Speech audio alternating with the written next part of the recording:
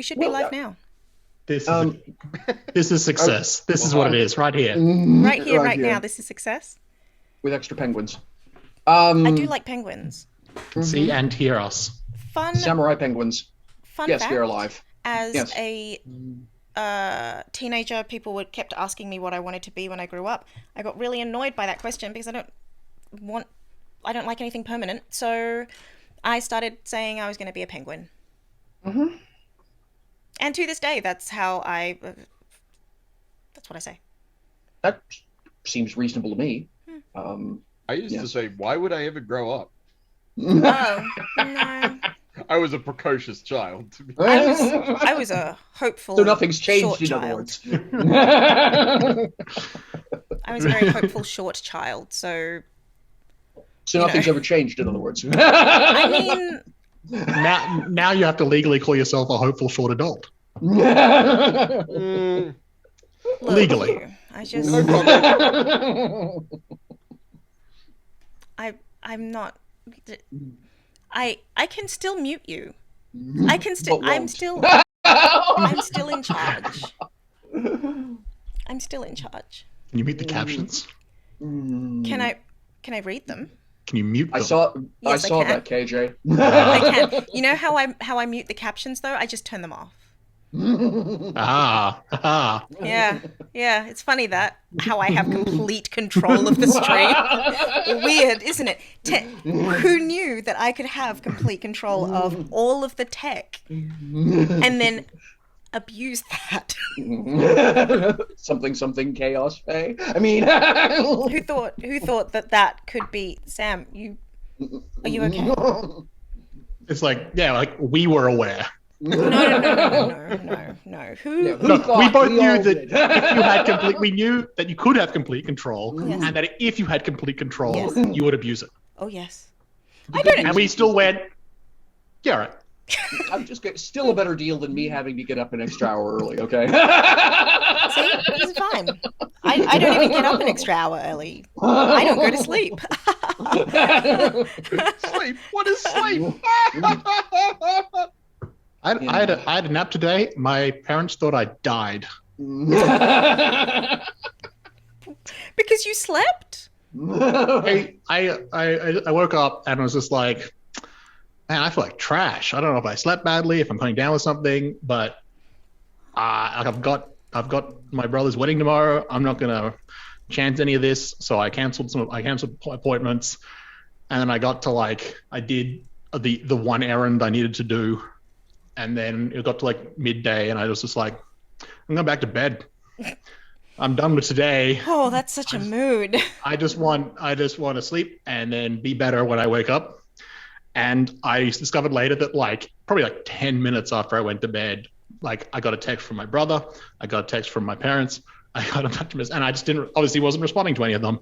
And they were just like, oh no, what's happening? Which amuses me on the level of that I don't respond to something in a few hours and their response isn't, well, that's just Sam being useless. As per norm, it's, he's clearly abducted. He's had an accident and he's in his apartment dead or something. It's just as opposed to just, I didn't look at my phone for a day. You're twice my height. Who is going to abduct you? How is anyone going to abduct you? Two people your height wearing a trench coat. Yes.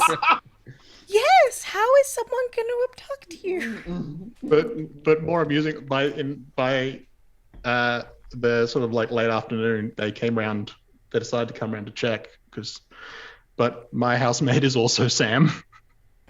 So when they were calling out Sam, what?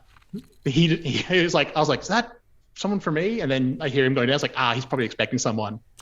And then I hear more was like, why do they sound like my parents? What's going on? That's so good. Wow, I fall unconscious for a few hours, and what happens? Everything just goes to hell. That's funny as heck, actually. It is very funny. How is everyone? We good? Good. I'm glad. What's everyone doing in life? Like, what's happening? Tell me. My glass is empty. This is why I'm being so forceful. I'm sorry, I mean. Drink more, please. You know, it's easier to manage. Is that honey mead? Oh, yes, Yes, it is. it is. Oh, It's the good stuff. I love honey mead. It's that good. Oh, that Yeah. good. That Maxwell honey mead, which isn't the brand that I had at my wedding, but it's Mm-hmm. so good. For those of you with an interest in French in the audience, Yes. the translation in Quebec is hydromel, literally water honey. I like that. I like that. That's what they call mead. Because it sounds It- less hydromel. like it has alcohol in it. Yep.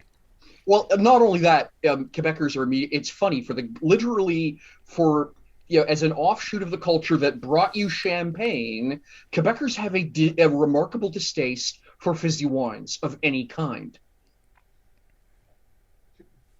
And so, yeah, the Quebec colloquialism is hydromel. It's water. It's watery honey. It's very popular. There's a couple of Ren Fair style restaurants in Montreal. Auberge Dragon Rouge, literally the Red Dragon Inn. And for those of you who remember the 90s, you'll get the reference. But it's part of what they just sell all the time on the menu because it's thematic. And it's funny how many people you'll find drinking the stuff there, but the same people that going anywhere else would never order it. Yeah. Just getting this like mental image of like really stereotypically like Parisian, that sort of like heavily smoking, just being like, you hear me out, honey, you can drink. And just being like, we can only do that. We make it easier.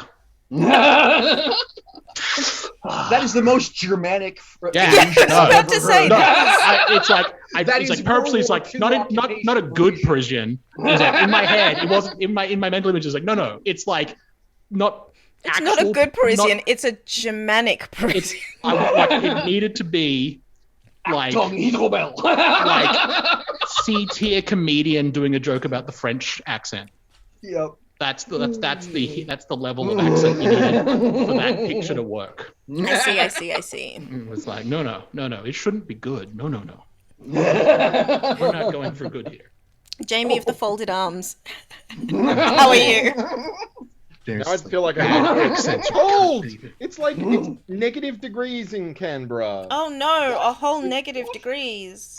It snowed. Snow. Yeah, I mean in Australia, it's cold. I understand. No, sorry, I shouldn't. I'm still English. So. We got the single digits and. Oh, up in Queensland, are you freezing? Are you like? Oh no. I have been in shorts and t-shirts you're and comfortable. I'm not. But then I come from stock that was designed to live in cold places and that decided to move to tropical Queensland. Why the hell are you're not exactly your average Queenslander. Yeah. Look, I'm not saying I think a few of my ancestors made poor choices, but But they made poor choices. Can I say it? You just did.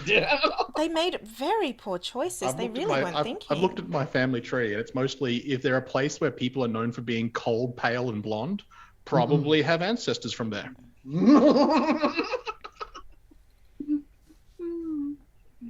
I'm trying to work out whether my story about honey mead is appropriate for live on air. No. If that's the question you're asking, no, it's not. How long have you been thinking about this story, Jamie? Yeah, since I pulled the honey mead out. I don't know. No. Well, I'm just going to say, if it's taking you that long. A lot. If you thought about it for that long, I just didn't have a chance to actually voice anything until. I do think in the Twitch terms of service there is like a clause where it's like you can't do all these things, and then there's like a subclause that's like unless it's really funny. I would love to hear more about that, but I would love to hear about it on the channel that is still going. Look, I once don't think once it I get a would hot have tub any installed, terms of service problems. You try that on your channel, and then we'll come back round. We'll try it here. It might have some personal ramifications for me, but that's if I get like a hot tub installed and a background set up, would that alleviate any problems? Do you think it needs to be a hot tub, or do you think I could just use my beanbag? no. It says hot tubs, pools, and beaches. I think. I was mean, just gonna say, I can make the beach happen though. Like that's I doable. don't know whether a virtual background. I don't know. I mean, I can just do that and then have my beanbag in front of it, and Can you then imagine we all just have this background and we change to the hot tub section? We just- See what- I'm just going to say either that or you guys have all got to do a live stream from Bondi. That's all. Oh, no one wants to have a Bondi stream. Nah. Bondi Beach stream. I mean, Nah, how nah. you know, quintessentially Australian, right? Quintessentially, Australian tourism, yes. yes, quintessentially. Like, go to a real beach. I've got a beach like 8 minutes from here. It's quite lovely. Yeah, Chrissy You know has the taken. other thing that sucks, Chantel? Canberra is 2 hours from the beach. I barely feel like I'm in Australia anymore.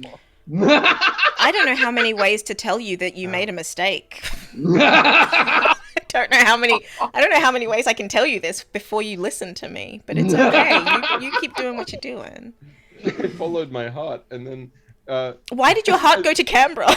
no why? Because my living partner is in Sydney for the next week and a half. So Do you see the problem here? Because I see the problem. We can talk it through together, but that might also be a terms of service issue. But that's your terms of service as a professional. It is, I'm yeah. just going to say, hang on a second. So let me get this right. You moved to Canberra, and they've skipped off to Sydney, which is where you're from. Has it occurred to you this is abort to Dodge? Sarah, The you problem is see- now I have a job, and so I don't have a house in Sydney. So Yeah. Tell me something. Someone tell me something. I don't have the ability to today. I don't even have the ability to finish a full sentence. congratulations. Except that you just did that. How do you know the sentence was finished? Because it ended with a question mark. No. Yes. I'm Australian. There's another full sentence. Every sentence ends with a question mark. That's There's the another Australian full accent. sentence. I think that's the first thing I learned about living in Australia, is that if you want to say something, you end it with a question mark, or you make an upward inflection. If there's no upward inflection, is it really Australian? You know? Oh my goodness, it's so annoying. I'm so glad that it's actually just a stereotype for the most part. I mean, once you mention it, it's really hard to You like. can't ignore it, no. You're welcome. People often think I'm being really harsh, but actually what I'm doing is finishing a sentence with a full stop. Mm-hmm. I have downward inflections, and people therefore think I'm aggressive. I So have- if you just spoke properly, then they wouldn't think that about you. Yeah, I mean, the combination, all I need God, is a that was combination of obvious. vocal fry and then to add an upward inflection on all of my sentences. And actually, I feel really insecure and uncomfortable just sounding like this, so I'm going to stop. Oh my It's almost God. like the Australian government. Yeah, just- wants it. That's horrible. No, excuse me. Comfort. Come back. Welcome back. I'm just going to say that was so Valley Girl. It was painful, and you weren't even in the right continent. But I mean, that's kind of how it works. That's how vulnerability is portrayed, is don't hurt me, I'm cute, and I don't have a full voice.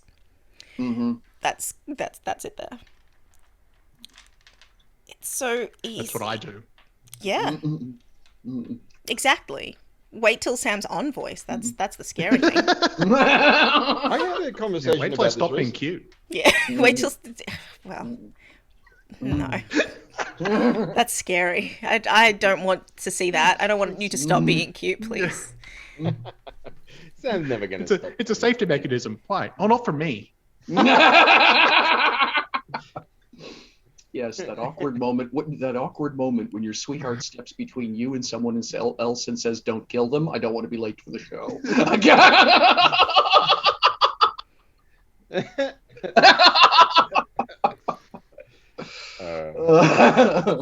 Yep, there's some people you do not want to stop being cute. Agreed. I'm one of those people. What were you going to say, Jamie? Oh, about being on voice. Yeah, because I don't use my natural voice day to day, which is unusual, I think. Like, I have a social voice, and this is it. Like, hello. Listening to it. Chantel knows my on voice quite well because we train together, but it's a very distinctive thing, and I found it was socially uncomfortable for me to use that all the time because sit up properly. Oh, hello. When you talk naturally like this, people tend to look at you all the time, and yes, anywhere you go. And this is me actually relaxed talking. So I just don't do that. So you up register a little bit so that you're a bit more mid range. Yeah, okay. And you smooth it out a little bit. Yeah, and exactly. I sort of psychologically what you're doing is making it unthreatening. Yeah, exactly. Yes, because straight up for most people, that range that your natural range is what it fits into what I call predator space vocally. We have associations with tonal ranges. I wouldn't call it predatorial. I would call it deep. I quite like it. I like the sound. I like that range. People do tend to like, and that's why they look, because it's different and because it is. I actually get a lot of attention in positive ways too. Yes. But I don't want that amount of attention all the time. Yeah, no, that makes perfect sense. Yeah. Interestingly enough, the reason I use that phrase is because anytime I drop into that deeper range socially, or several other people I know who are all about, for lack of, and maybe it's just literally because it's the white guy tall with dark hair thing. Maybe that's it. But when I drop into that range, people get uncomfortable, and I've just begun to so I just labeled that that's the predator sound. Don't do that. So TOS, never mind. I was going to explain how it's not. Actually, that's not what it does. That's not what's happening. But I think Jamie knows what I'm not saying. Maybe. Oh, maybe. You look like you know what I'm not saying, so... I could think of lots of things that you're not saying. But... I can think of lots of things you're not saying, because you're not saying anything. I'm not saying anything. Deep voices tend to... The deeper registers tend to be more confident. Confidence is attractive. Attractiveness... There you go. True. People react to it. It's really why I am constantly on voice. Like, I'm the opposite of Jamie. I don't use my... I use this voice pretty much everywhere, because otherwise people tend to run roughshod over me in some way, shape or form. And so this is the best way to make sure that people are listening to what I'm actually saying, as opposed to observing what I'm saying. Mm-hmm. Yeah.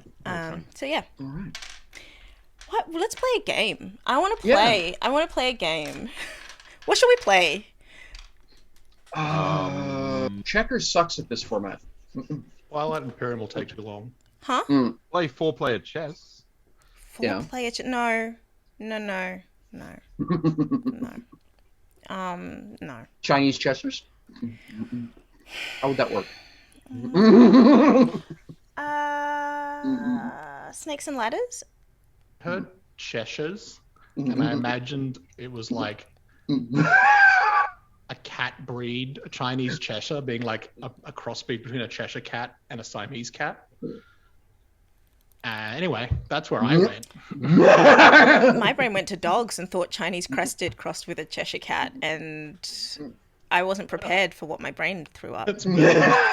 We're not prepared. It's going to take a lot more work, but it's... Yeah. See if we can make it happen. That's what Cats aren't Gina real needs for. cats, right? It's just the thing from That's what Gina Alice needs in for. Wonderland. Yeah. No, Cheshire cats are not real. I mean, they... If anyone How would wants you to know? believe in them, I'm not gonna yuck your yum. Jamie, The Cheshire Cat can't hurt you. you never know. You never know. The Cheshire Cat people stand the Cheshire Cat. Cheshire Cat's pretty cool. Jamie, what have you been doing with your time outside of this? Tell us. We were playing a game. Yeah, I know. I'm trying to like get through the hellos, and then I'm gonna go to the intro, and then after that, just so that you know the run sheet. Cool. Like from a stage management perspective, I'm just trying to get us, like I'm trying to slowly transition us into like discussing that part, and then after that is going to come the intro. Yeah. Cool. Okay. I haven't been doing a lot outside of this. I have been playing a lot of video games when I'm not working. Nice. There's a big event in my favorite video game, Path of Exile, starting tonight, and I was practicing a bunch for that. It goes for the next 10 days, so if you don't hear from me, send help. No,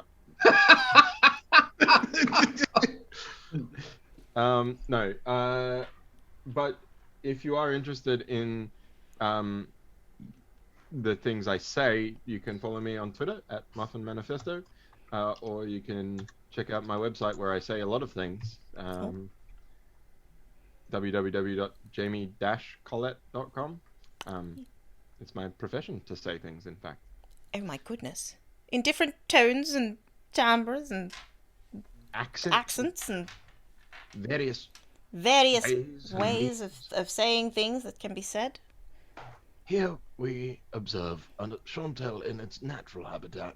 Oh shit! I'm in my natural habitat. The natural habitat, her room, or on stream? Yes. Yes. Yes. Yes. Correct answer. Yes. That's brilliant.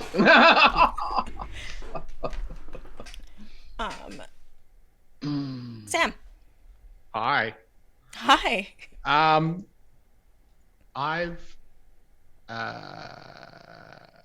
did a thing. I did a, which Jamie helped set up actually. We previously did a promotional video for Tin Star Games for a Kickstarter they were doing for a game called Partners, which went really well. But they're now doing a. It was actually sort of like what I went in thinking it was going to be the same as what we did for Partners, and then was like, oh, this is different. It has a different objective, which I just wasn't aware of going in. So that's sort of shifted. But they're making a game for I'm blanking on. There's a company that it's like point of difference is all their games revolve around 18 cards. So like not the same 18 cards, Different 18. but like it will always be here are 18 cards. Here are rules for game. Interesting. And it's like, oh, and they're doing like a competition to do a kind of an RPG within that framework. And so Steve, who obviously is Tin Star Games, has made it's called Ocean's 18. So it's with 18 cards, you can do an entire heist style movie narrative in. If everyone is really on it, and we were still like learning it and going through rules explanations and stuff, but you could do it in like 10 minutes and go to woe, entire heist. So we rescued my dad from a French chateau. Rescued my dad from a French chateau. That was because it's all the cards use with the same 18 cards. You determine your character and their skills. You determine where you're going, what you're heisting, and then how, and then you sort of, and then it dictates the flow of the so there'll be points where everything's going wrong and then it starts going well again, then it starts going wrong again. It was great. It was really cool. Yeah. So I don't know Really what good design. Post the competition is going to be, but they had the part of the competition was having like a video that explained the game, so he wanted to splice in actual gameplay, but it was fun. So he very good at making producing a lot out of what seems like a little, I guess. Yeah. So partners didn't seem like a lot, but you get the end is I have an entire TV show pitch. Where'd that come from? And it's here's 18 cards. Now we have a movie. You're yeah, nice. Oh god, there was action scenes. There was stuff. Oh, it was great. Yeah. So yeah, it was really cool. It's very collaborative, that game too. It's not good. Well, yeah, it actually had a fantastic rule, and I don't think I've seen it spelled out like this, but it was essentially whoever's the active player controls the narrative. Yeah. Oh, yeah, I've seen games like that. I've played games But like that. it's specified in the rules that while the active player can ask for input from the other players, if you are not asked, you don't say anything. Yeah. You don't talk. You are radio silent. There's a very similar rule in Microscope, which is in fact though I think it's actually even more aggressive in Microscope, saying you shouldn't ask, you shouldn't that it whoever's turn it is has complete authority. Yeah. There's a game that I can't remember what game it was. I played I don't know. Yeah, but I like mechanics like that. Michelle. Oh, hello. Hello. What are we doing? Where are we? Sorry, I just got a great idea for a magic item. I was just typing it up while you were all chatting. So tell me we have two inattentive types and two hyperactive types without telling me we have two inattentive types and two hyperactive types. It's like the deck of many things, but yeah, things have been going well for me. I've been in a bit of a creative load the past couple weeks, so I've been fussing around with an intellectually creative low. I've been in a physically creative upswing. So I've been out in my backyard. Of course, it's snowing in Canberra apparently, but here it's sunning. It's sunning, but because it's sunning and it's maritime Canada, we also had a risk of frost yesterday. Mm-hmm. So but yes, I've been working on my outdoor aquaponics system, and spilling water on my feet and not managing to glue my thumbs together while hooking pipes up and stuff like that. So that's mostly what I've been doing. Like I said, I haven't really been in a really big creative binge on the TTRPG side lately. Where do we find you? Where do we find me? Here, once a week, except that next week, the once a week changes to Thursday. Thursday! Bum, bum, bum, Thursday! Wait, no. Wednesday! Well, Wednesday you, Thursday me. No, other way. Other way around. Wednesday me, Thursday you? Yes. Correct. Yes, got it. Okay. Time zones. I need a time zone button. I'm going to make a time zone. No, continue. Sorry. If we get so yes. Tell me that we have two hyperactive and two intelligent. Exactly, though. Exactly. If we get channel emojis, I think time zones is there. Time zones is one of them. Time zone. What is this time magic? Ooh, magic. So yeah, so yes, that, and then Sunday mornings, if things are going with me on the mental health front, I'm also live streaming on my own channel. I'm continuing to try and figure out how to save money up enough that I can work on hiring some voice actors for an hour. So that's still a thing. Unfortunately, life has been weird lately, so that's been slower than I've been wanting. But it's still a thing. I'm still working on it. What else is going on with me? I think that's the extent of it. Cool. Yeah. Okay. I went part-time on my thesis, which means that I had that feeling that I get when I feel like I'm not doing enough this morning. And so I might end up more creative than before, because that's what happens when I feel like I have too much time on my hands. I recently hit the same thing. I'd been working a lot towards a promotion I sort of knew was coming, and then I got passed over for the same promotion despite being told that I was kind of a lock for it. So now I'm like, oh, I don't have to work so hard anymore. Cool, I can go do fun things. Yeah. Oh, that sucks, mate. That is kind of... It was weird. I didn't particularly want the promotion, but I was told I should apply for it. Yeah. Which kind of implies they want you to have the They job. want you to have it. And then I didn't get it, and I was like, okay, fine. I'm gonna go do the thing I wanted to do anyway. Yes. Now my workload is like maybe just the equivalent of like 2 full-time jobs instead of like 3. So now I have more time. So I don't know. But this week, I had an interview on the Make Believe channel? No, hang on, Twitch channel. Ren, help me. You're not here. You can't help me. You're probably sleeping. Oh. Wait, what? The Tales of Make Believe channel. That's where I was. I did an interview with him, and I had a load of fun. And I also had I also played Necrobiotic, which is really fun, actually.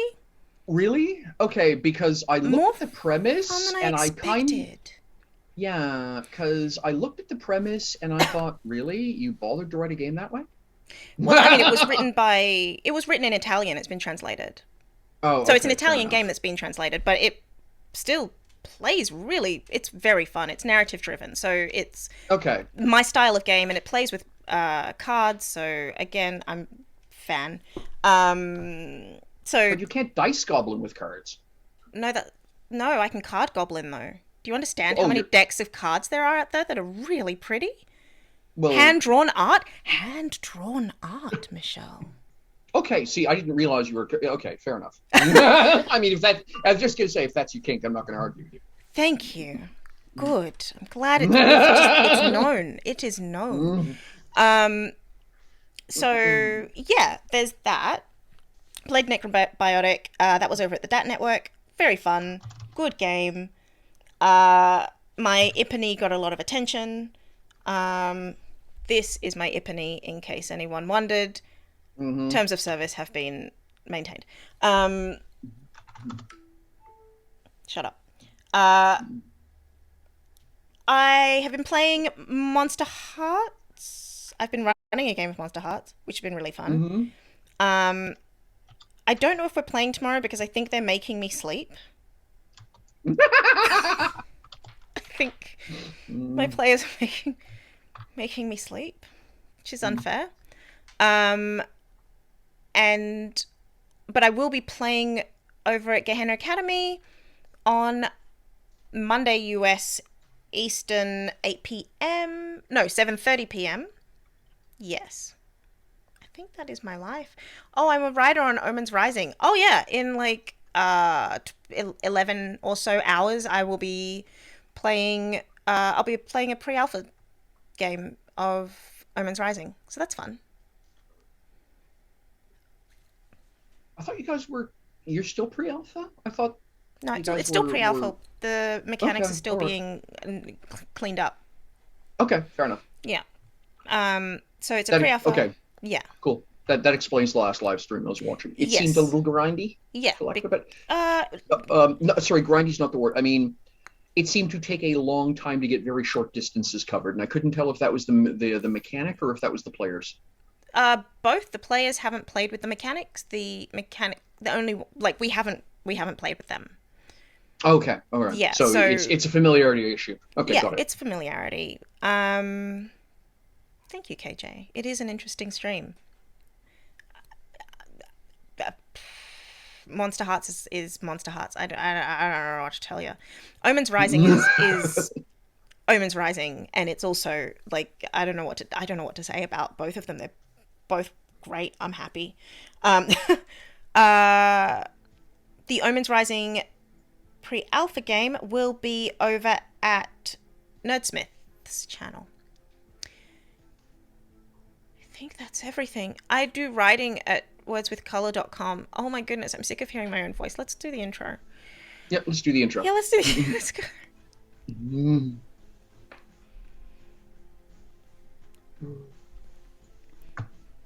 Please intro. Please. Please. Please.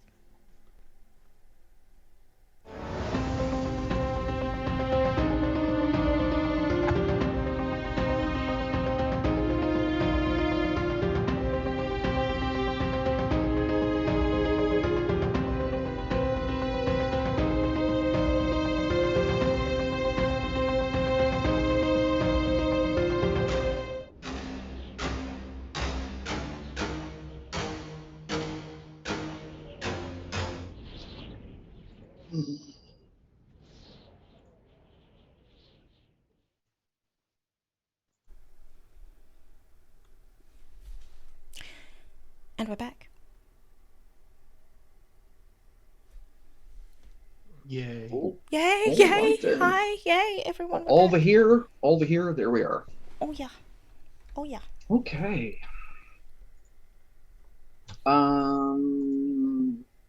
I think we are going to, unless folks have got a particular dislike of it, I think we're going to skip the usual, does everyone remember? And we're going to dive right back into where we left off, which is with a spider in the dark in a warehouse.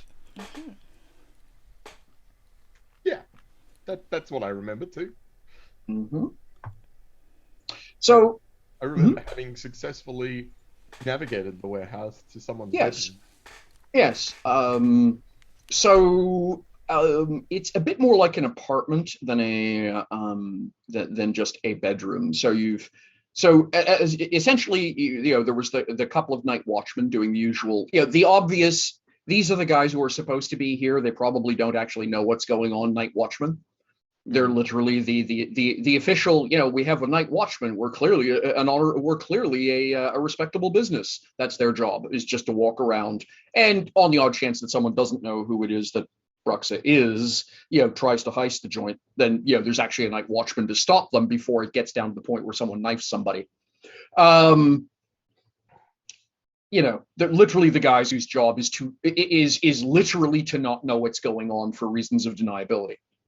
After that, there was a night mill floor. So the stretch from the outer room, from the warehouse area in through the main, into the office space, and then from the office space down into the living area, the living quarters, that hallway. But for you, that's less of an issue than for most. And the last was the magical equivalent of a motion sensor, which took a little bit of fussing to get past. It was essentially a pair of paintings hanging on the wall, whose eyes were actually watching you. And it took a little bit of fussing to figure out how you're going to get past that. That was fairly hard. But you suspect that you spiders, again, Spider has an automatic 16 on matters thiefly. So probably those are literally the equivalent of screaming motion sensors. If the painting sees you moving, then it starts screaming. Mid-level magic item. Yeah. Which leaves you. It helps to be able to climb across ceilings when yes, exactly, because with like most. Exactly. That's and the ability to crawl along the ceiling was the only reason you got past those, the two watch paintings. Which brings you to the moment where you've sort of very carefully slipped inside the outer parlor. And it's at that moment when you realize that things aren't quite going as you expected. The first off is that there's a bucket of wine on ice. There's a couple of glasses sitting out. And you can hear the place is largely dark. How well do you see in the dark, by the way?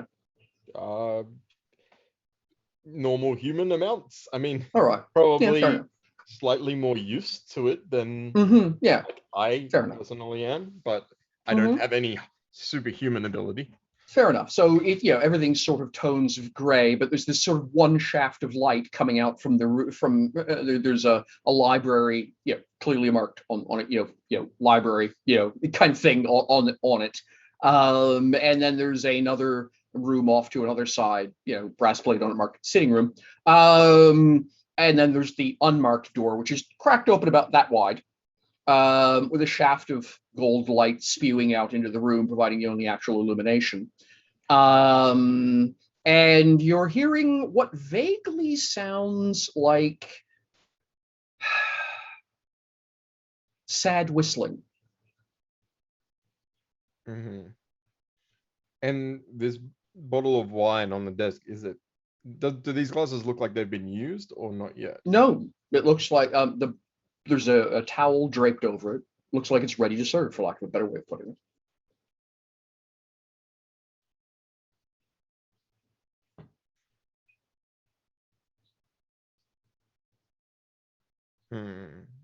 Interesting.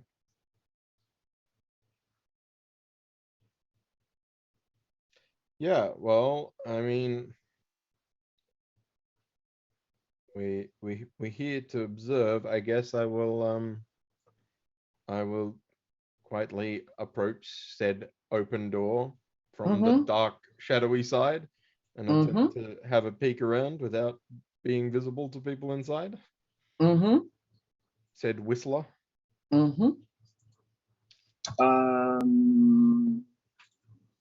All right. Hang on a second. Where did go? Where did go? Hang on. Oh my gosh, I hate it when it does this. One of my screens That's just such a mood. Yeah. Hey, thing. One of my screens. Where did go? Where did go thing? Where did go thing? The captions didn't handle that at all. Where did it go things? Where go thing? That is, yeah. Yep, you're welcome. So there we go. All right. So, so you peek in, and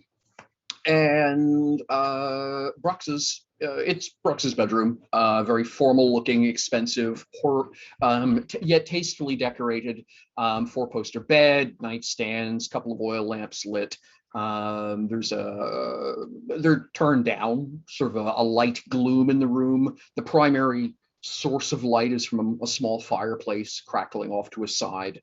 She's the one whistling. She seems to be the only one in the room. And she's wearing a silly, she's, hang on a second. So I will post artwork internally, because not my artwork. So, but just for everyone, just so you've got an idea, this is roughly what she looks like. Right. I don't know where you're posting. I posted on the Discord. Oh. Hang on a second. I'll throw it into the Zoom chat as well. Just an idea. Again, just it's inspirational artwork, but it's not mine to share, so not posting it on the main channel. But that's the rough idea. So she's not terribly tall. The outfit she's wearing would be the sort of thing that you are used to seeing her in. This is, if you will, her other business attire versus the outfit she was wearing the other day, which was much more the classic merchant, expensive merchant attire, right? But she's always, well dressed, etc. In this case, she's clearly geared up for, well, to use the colloquial, a night on the town, in the sense that Spider's used to, right? But she's holding up a very, very expensive ball gown in front of her and looking at it slightly. She has a necklace around her neck, which is glittering. The best way I can put it is conspicuously. Your eyes are drawn to it like magnets. I have a question. Do you have either the greed or ambitious flaw? I do not. Very good. You don't have to make any. You don't have to make any saving throws. Oh. Well, not saving throws, but you don't. Essentially, you were not attacked at that moment. But yes, your eyes are automatically drawn to this remarkable piece of jewelry about her neck, and she's holding up this this long, very classic dark tones. It's largely black with a little bit of gold and red threading and trim on it. She's holding it up in front of herself, looking at the full length tilted mirror. And one moment, I need to roll some dice. If I recall correctly, it's like past midnight or something at this stage. Yes, absolutely. It's really, really late at night. Yeah, it's foolish o'clock. Yes, it's absolutely foolish o'clock. And so that's going to be a d20. Wow, that's a shit roll. Okay. No. Okay. She doesn't seem aware that you're there. Good. I just want to do like a scan for obvious defenses. Mm-hmm. And whether, like, you know, weapons on her body, also like feel like she's less likely to have guards peeking through the walls in her private apartments compared to her office, but maybe Yes. this main room. Well, and don't forget you don't actually know about the folks in her office peeking through the wall. Oh, that's right. Yeah, that's right. You were never told about that. It's not like unusual for someone who runs this kind of operation to have guards stationed nearby, though. That's the kind of thing I'm looking for, not looking for that specifically. Yeah, but I just wanted to reframe just I remember just in case. Yeah. Do I need to make a check of some sort for that, presumably? Yes. Perception? Yeah, absolutely. Oh, that's a good one. No, good. That one's not a good one, but this one hopefully will make the difference. I got a 4 on the D20, but I got an 8 on the D8, so let's see how we go. Yeah, open-ending helps. We're in business. We are in business. All right. And a 1. So 8, 1. 16, 21. 21, yeah. I think a 21 is a remarkably good roll. Ergo,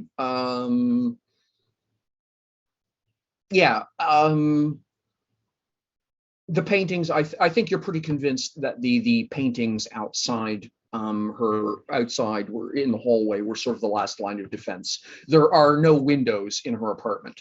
Yeah. The walls are thickened. And so, and there's everything's already fucked up. Yeah, at this point, she is the last line of defense. That was the other thing I was saying. Does she have, like, am I able to spot weapons on her person? Or? I think, okay, so the artwork I posted, just as a guideline about roughly what she looks like.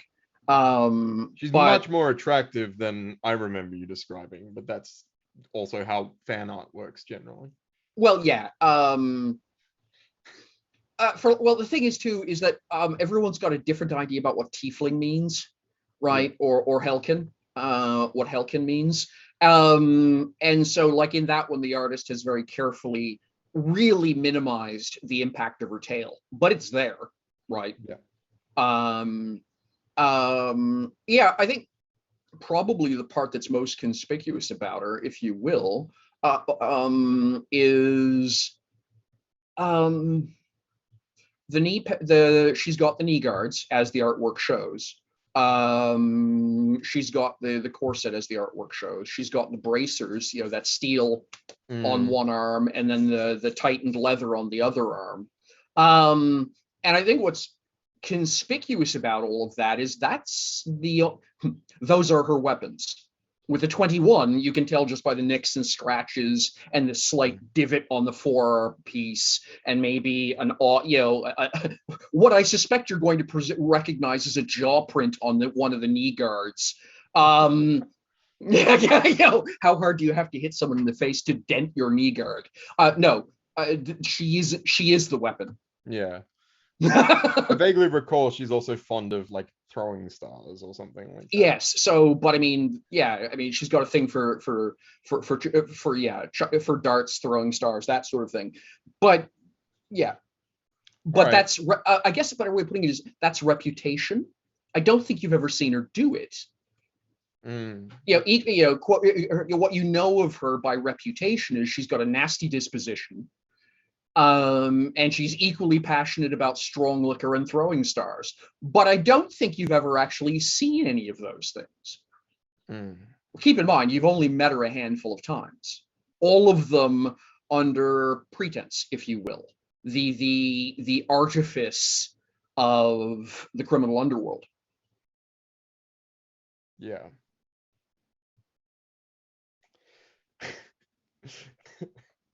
All right.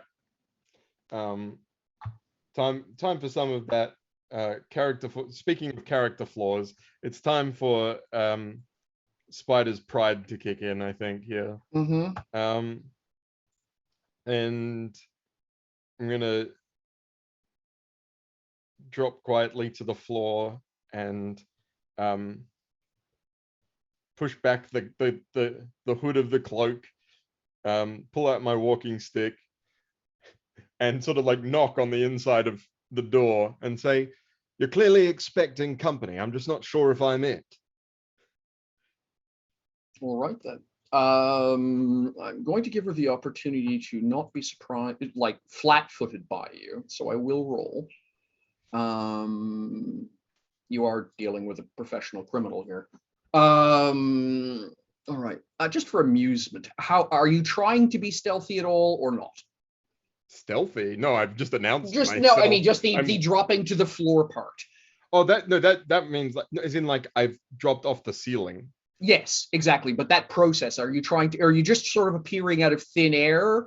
I'm not in the room. I'm in the doorway. So okay, I mean, yes, in the sense that I want the knock to be the first thing she hears, not the feet on the floor. Right. There's going to be a brief pause. She's going to turn around, still holding the dress up in front of her, and kind of gestures it. What do you think? Good for a funeral? I suppose it depends who died, friend or foe. Well, I was actually thinking mine. I can't decide. It's been a really weird evening, she says. I've never had to actually plan my own funeral.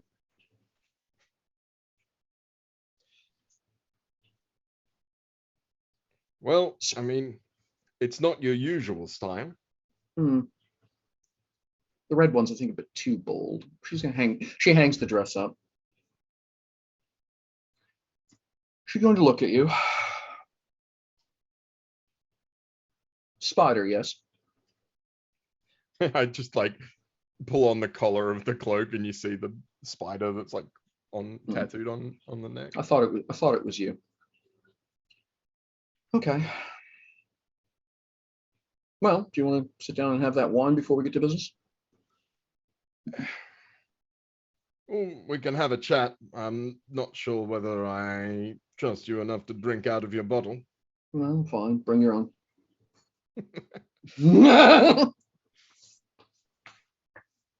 And yeah, I sort of like gesture that she can walk past me and take a step back.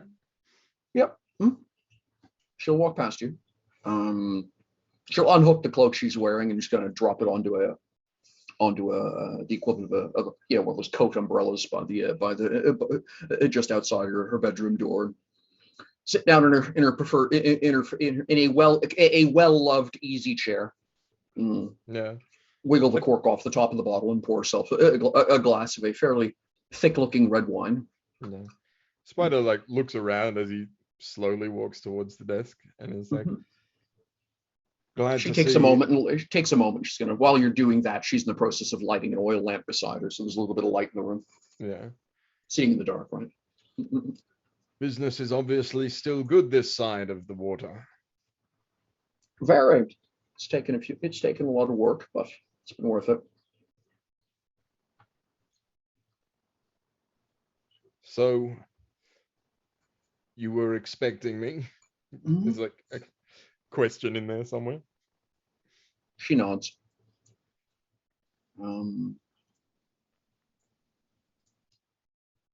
You're here to kill me, as far as I've been able to determine. And unfortunately, I can't And he stop hasn't you. like sat down yet. He sort of like leans on the walking stick and like gives her like. And the worst part is, I can't stop you. Well, he like looks towards the door that he came in past the screaming pictures, and he goes, "No, you can't."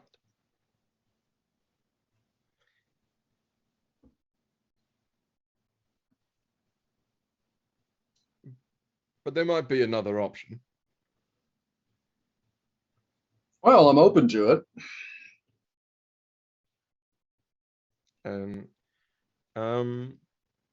Yeah, so he finally sits down opposite her desk or whatever, and he says, I've been following that idiot Tarantino around for the last couple of months. He acts as a very capable distraction. She shakes her head. We both know the truth, so don't bother.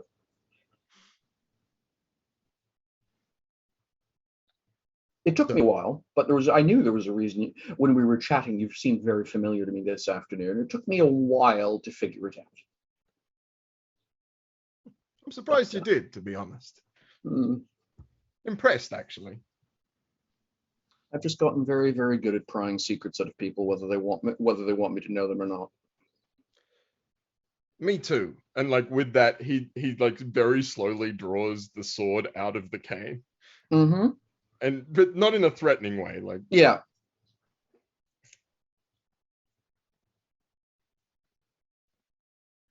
Tell me what you know about what happened. I'll give you one try to change your mind on that request. If you ask me again, I'll tell you the truth. An interesting way to respond.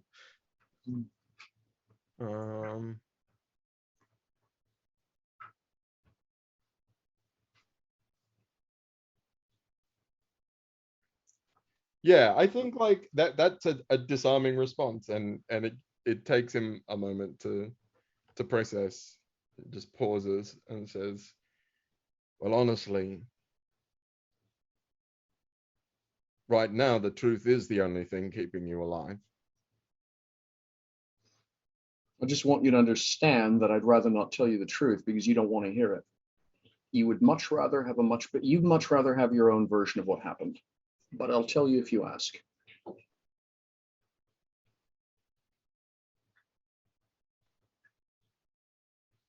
No, I need to know. Well, then you've asked twice. So you must so the only thing I can tell you at this point is you have to trust me that I'm telling you the truth. You know who the Wire Fists are, right? The preeminent organization of the Burning Lash, the quote underworld that's actually part of their ruling class. Indeed, I was doing business with them at the time of our unfortunate incident. Yes. Smiles sold you.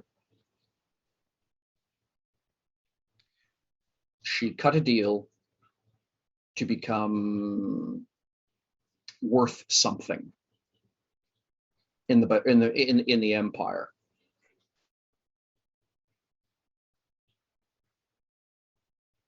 The Wire Fists needed a hole to exploit in Shining Capital, And Smiles decided you were an excellent candidate for excavation. She was always a little bit too smart for her own good.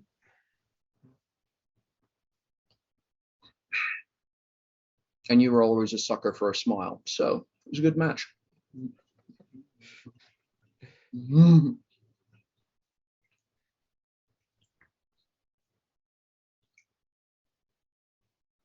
know why they call me Spider? I presume it has something to do with how you got, with how it is you got into my apartment, but go on. You know, it's funny.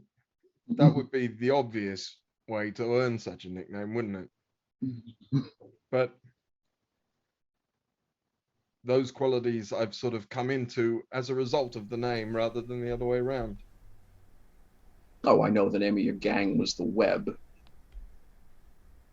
When I was a kid, there was a bully in our gang, and he used to take a lot of pleasure in beating up on me and the other kids, etc. And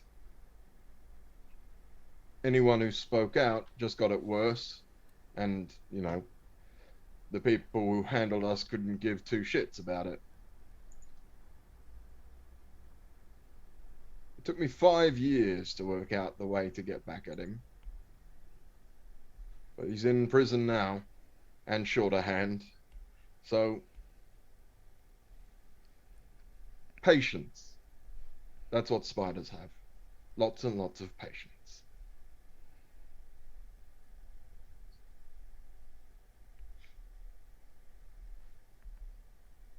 I don't want to kill you, Bruxa.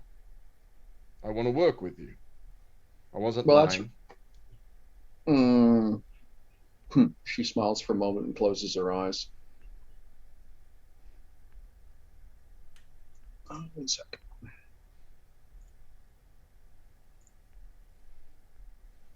Just 1d6? Okay, I thought she was better than that. That's fine.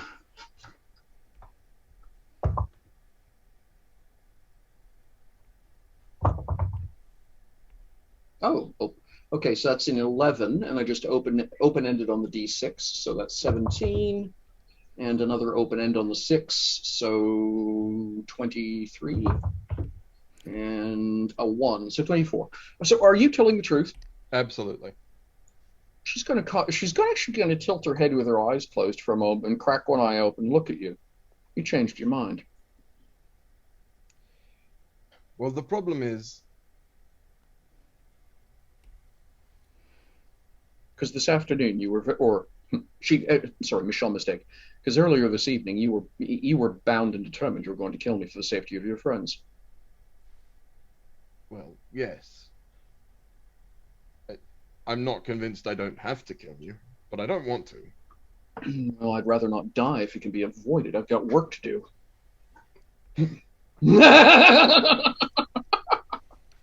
That's such a mood. I like her a lot.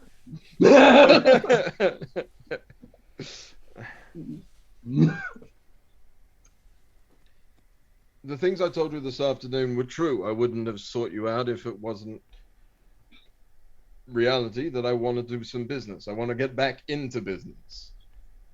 But as you know, there are people looking for me. And unfortunately, my very small friend didn't realize that there was some subtlety required in the meeting we were having. And you're the only person who's seen me in any of my guises in his company.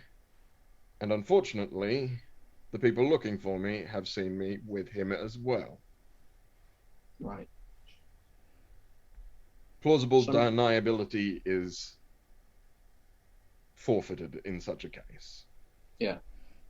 So now I have a question for you, and only the truth will do. If we're going to work together, I need to be able to trust you. particularly if I'm actually going to undertake the kind of, if you want to build the web in Cliff Spider, and I find that a fascinating turn of phrase in and of itself.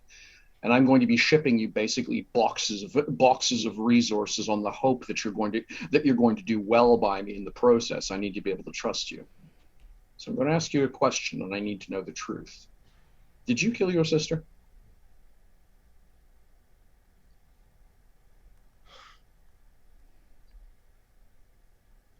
Can we cut away from this thing? Because I need to think about it. Sure. That is an excellent place to moment. No, it's not. I mean, No, it's not. I mean, it is. I'm It sitting is. here quietly Also- drawing. I was engaged in a quiet activity and listening to the story, and it's not a good place. So we cut to Alexandria drawing quietly. No, she's not. She's got robins back- all over the place. We What's cut going back to Alexandra and Maisel being like, "Do you want to talk about something?" Not really. I think we're actually pretty Yeah, good right now. actually, you know what? I'm having a really easy time of life right now. Actually, I'm not stressed at all. You know, I feel like the narrative just isn't here right now. You know, I don't want to perform. I was enjoying being audience. I was audience. I was being I was so. there. I was. Do you know in. how hard it is for like hyperactive type to just sit still? I was quiet. You had me listening to a book. I was having a good time. Suddenly, stage. The lights were not supposed to be there. At a dramatically appropriate moment as well. I Like, know. It's like I really forgot to be difficult on to be. stage when I was supposed to be. I missed my cue. What is it? What are you doing? Why is this happening? Ah! But I'm not. It's like I don't remember hearing this scene before. Oh. Oh, this is the part where oh shit. But anyway. Anyway. Meanwhile, back on stage. Meanwhile, back at the ranch. Yeah. So yes, where do we find Maisel? What time is We it? just, when we left off, we had gotten the various, like, particularly cold weather gear that we'll need to get to Cliff Spider if we're going to go get there ourselves. That, as was pointed out, is normally provided by the bush pilots. Mm-hmm. But if we're not using them, we'll need to have our own. And also like other, I think it was like cold weather gear and sundry things that we would know we need. Yeah. Well, you guys had already Right. gone shopping for that. Yes. Yes. We have adventuring supplies. Yes. Yes. Um, And again, Open Legend basically runs very thin on the concept of gear. The idea is, have it, plausibly have it. Yes. If it's, a major item, something which is, plot crucial, then yeah, go ahead and write it down. But, something that, quote, professional adventurers just ought to know, you don't need to keep track of that stuff. So you've done the shopping montage, you've gone and got the stuff you need. Yeah.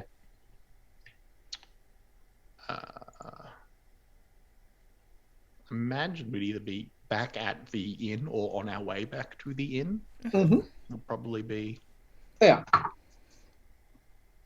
So we're actually going to rewind the clock slightly to earlier in the evening, just after supper, as you guys are making your way back. Yep. Mm-hmm. I think you guys had actually gotten back to the inn at Yeah. the end of last session. So We did. We went back. Yeah. So it is the evening. So it is the evening after your shopping expedition. Mm-hmm. What would Maisel be up to?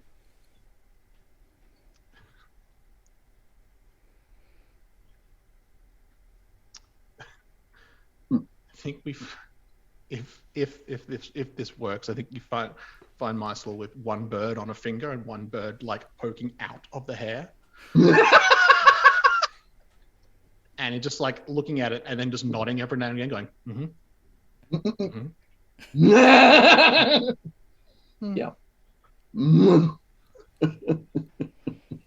Yes, like I say, like being in an IRC chat room where no one has a spacebar. How do you know when to nod? Well, that's what makes it interesting, is he seems to fit in just fine.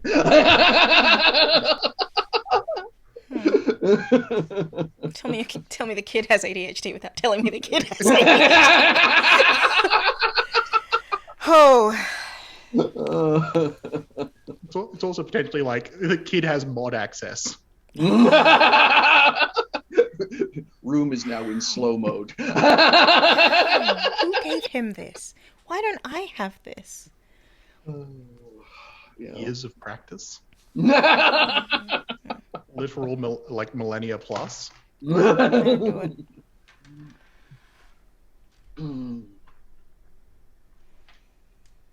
So yeah. So, and what about Alexandra? Where would Alexandra be? Alexandra knows she has to sleep. She stayed up making robins from flowers the previous night. She knows she's got to sleep, so she'd be... Yeah, you're pretty trashed. Yeah, she's a mess. Also, are we trying to leave in the morning? Are we trying to leave during the day? I don't think you guys had actually decided exactly what it was you're up to. Alexandria's making the executive decision that they're leaving during the day, and as such is going to try to sleep such that the schedule flips back. Makes sense. Whether whether anyone else does the same thing or not, it doesn't matter to Alexandria. It's just the fact that she wants to wake up in the morning. Right. Yeah, because that's the thing, is you guys are absolutely time flipped because you've been living in Undervelt timescale. Yeah. So she wants that. All right. She's not necessarily sleeping, but she is like doing the pre-bed what happens before bed. Which is like, I don't know, for me, wandering around until I end up falling into bed asleep, but that's not. She also has ADHD. No, she's just wandering around. Like, she's ready for bed. She's just waiting to fall unconscious. Alexandri knows Spider well enough to assume that what he's gone to do is kill Bruxa. Like, that's kind of her assumption. Whether or not that's what Spider's going to do, that's kind of her assumption. So she's just kind of like, I'll wait till he's done, and hopefully he gets back alive. That'd be good to know. 'Cause, yeah, that's Alexandre. She's just singing that song. Okay. Well, like at some point, like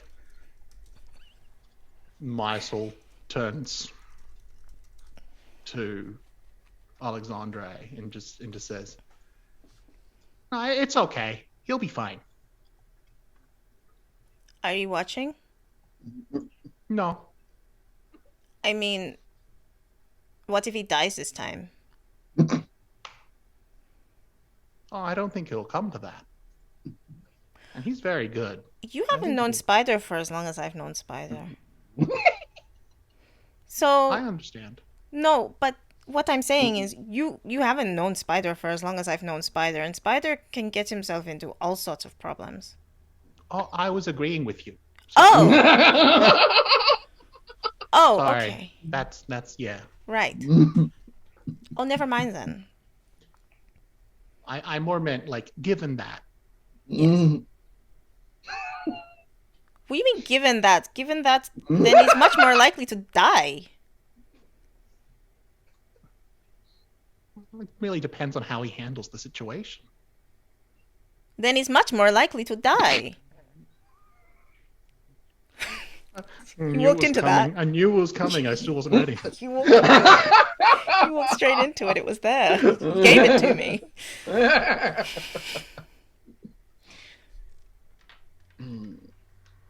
I think I get what you're saying about Spider. But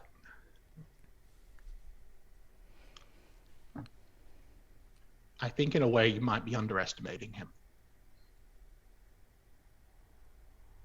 In what way?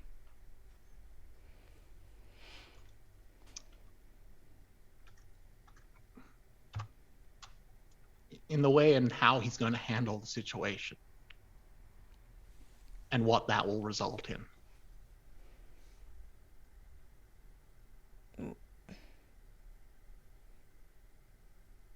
I mean, how is he? I don't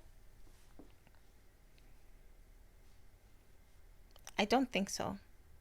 Maybe?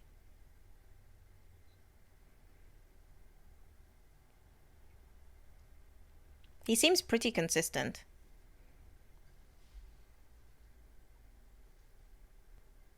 Yeah. But I think a lot's changed. What now? He In a knows very he's short ticking. period of time.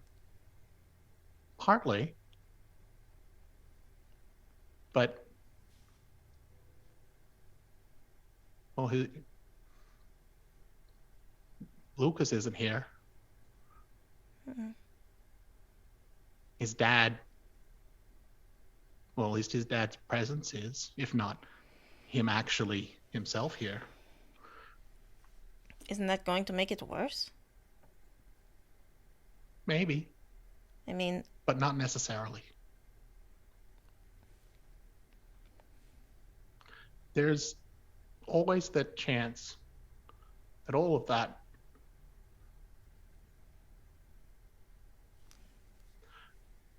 I get the impression when I look at Spider that he's had to be the way he is as a reaction to circumstance. But he's good at it.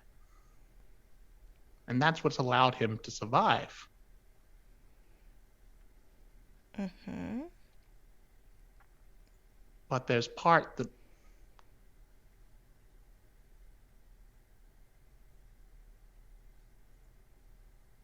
I think it's covering something else. And I think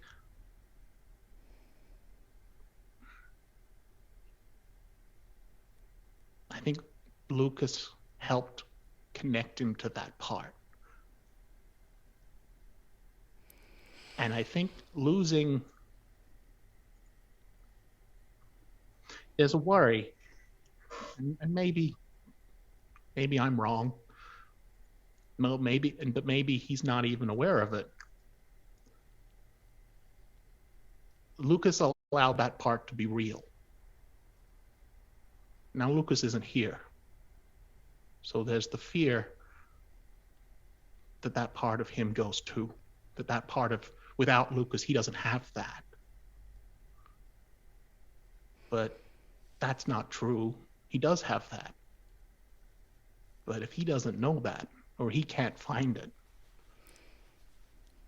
so he's at a point where he has to either find it for himself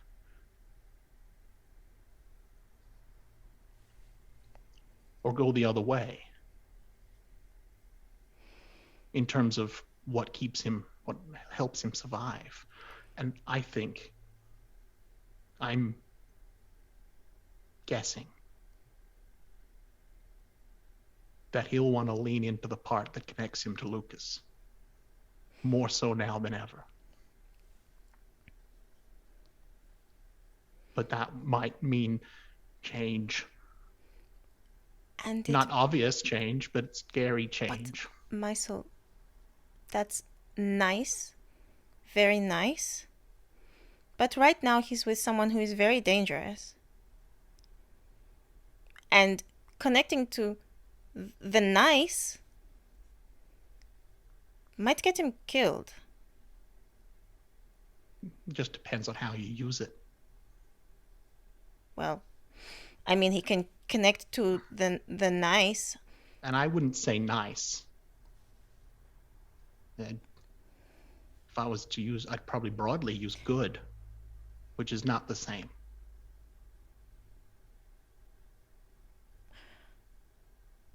think Spider is good? Oh, I know he is. Why? I see it.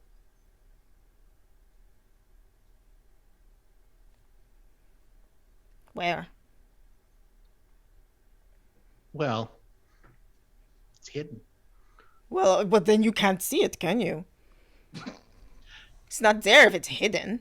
If you put a cloth over a table, you know the table's still there because you can see it by the shape of the because cloth. it existed before you put the cloth on it. Yes, Yes, that's what I see. that's what I'm saying. It has to be there for you to cover it up. Yes. It's been covered for a while. And well. But what I'm saying is I don't know what you're seeing. Because you don't know what you're seeing because it's hidden. But if it's hidden and I've never seen it and I've known him longer than you, then it's possible that it wasn't there. I said covered. It's covered, not hidden. You said covered, still hidden. I asked you where it was and you said it was hidden. I'm sorry. Covered is a better word, I guess. It's not a physical thing that I'm seeing. I'm looking at ripples and working out the shape of a stone. Why? That's how I see. So I look at you. What was the first thing I said when we met? I was looking for music and sadness. Filled with music and sadness.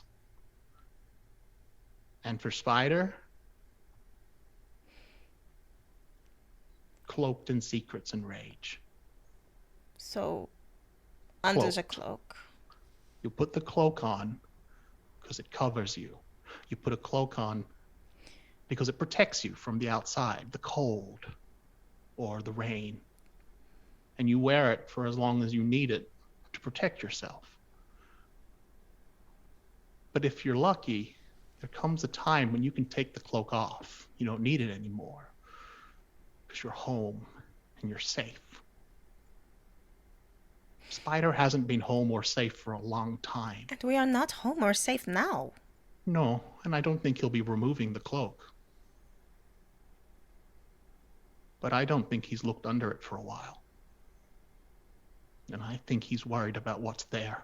I would be too. He probably needs a bath.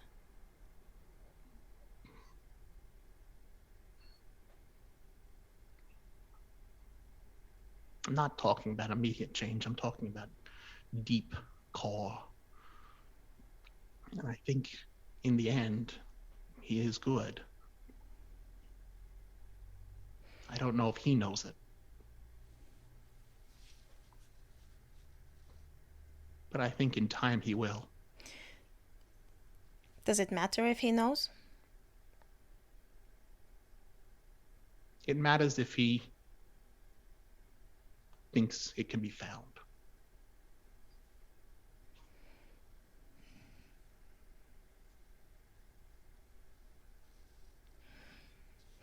I just hope he doesn't find it while he's there and, like, I don't know, she's preparing to stab him in the gut.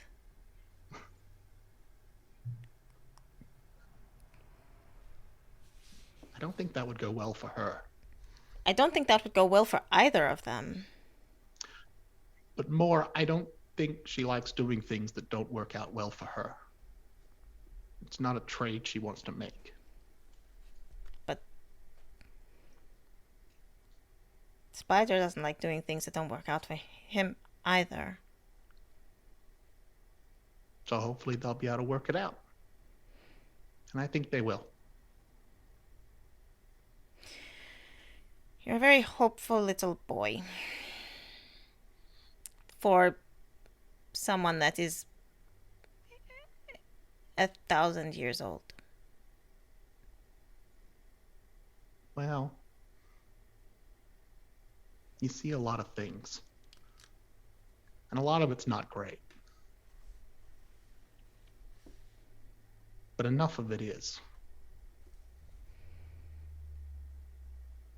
And ultimately,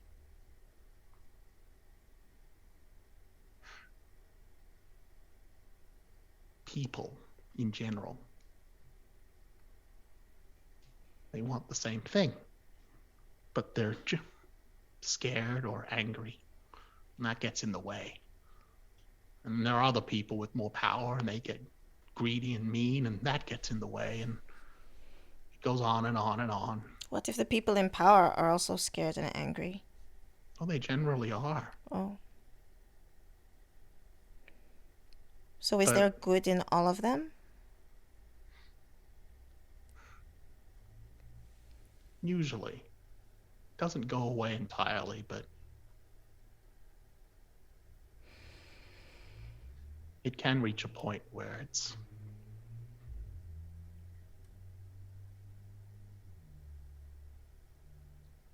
can get to the point where it's probably can't be found anymore. And then they are just scared and angry. And not good. And that's not a good combination.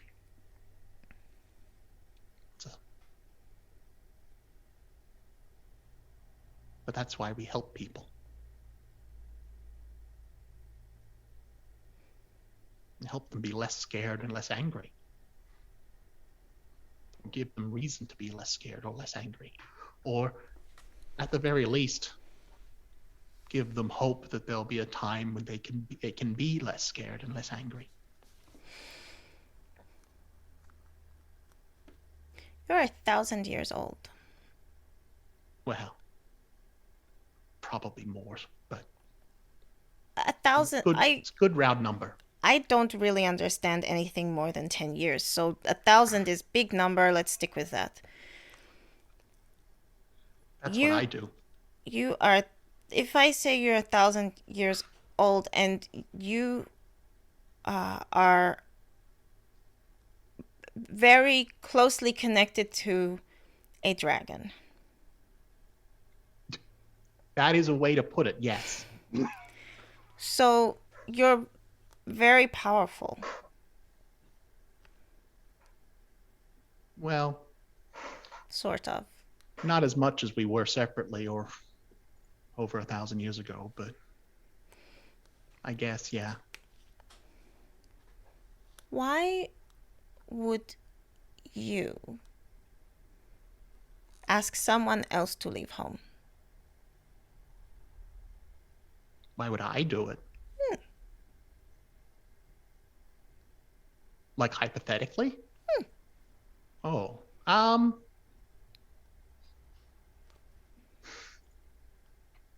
well, if they were in danger where they were, or if there was need for that person specifically, like they could do something that no one else could do.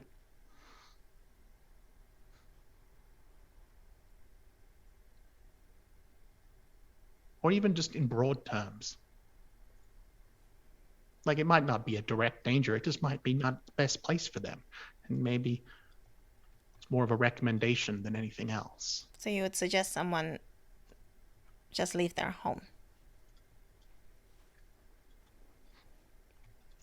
Home isn't always... Like ideally, home is, like I said, it's a safe place. But that's not always true. And then home is also not necessarily a location. So you can leave where you are, and you can go a long way away, and you can still be home.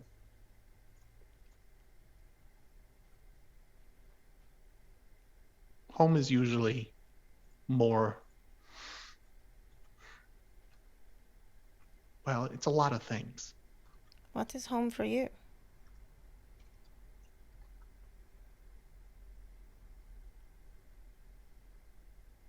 Well, for a long time it was here. Oh. So I've not been home for a while.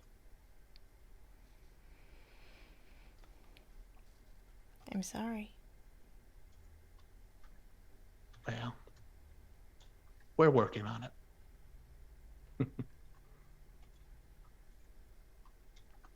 And maybe your song can help, but maybe it can't. And if not, we'll try something else. We still got a lot of time. Yeah. Well, I mean, you have untime. Yeah, but I got a lot of it. It is slow. Yeah. Is Heo the same? In what way? Like if you swap into Heo, same clock? It's not really how. I mean, haven't perceived it as a clock before, but I would imagine so. In fact, I would imagine it's Hio's clock. So where's yours? It's probably still there somewhere, but it kind of got merged into it. But Hio's clock was bigger than mine.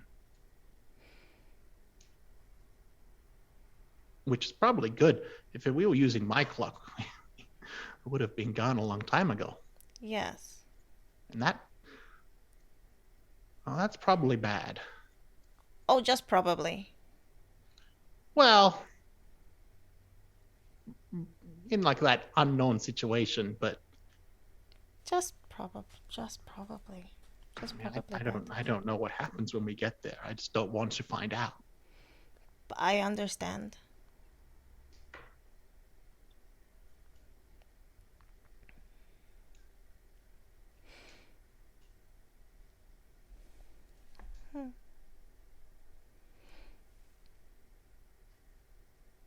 You miss home? Yes. I do.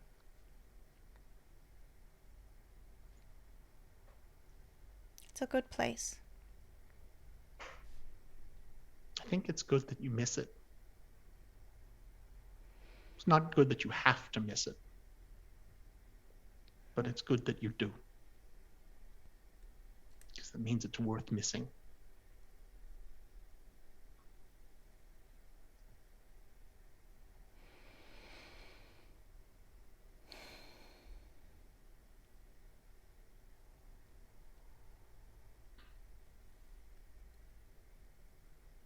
Yes.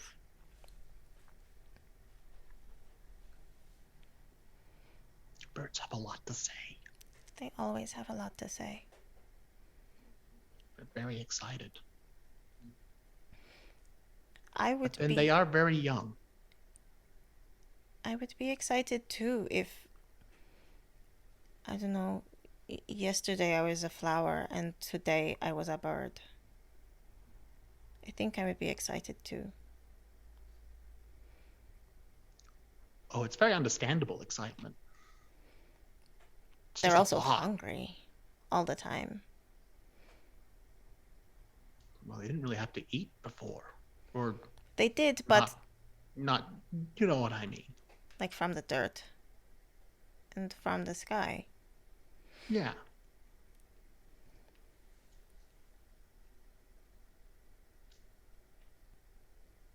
I'm not too sure why I have two of them. I was only supposed to make, well, I was only trying to make one. Magic is weird. It's my big takeaway from my 1,000 years. Why do people think it is a science?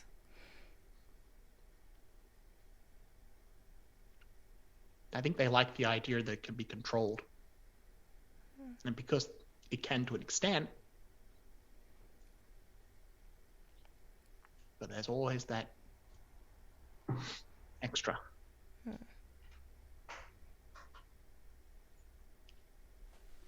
Maybe.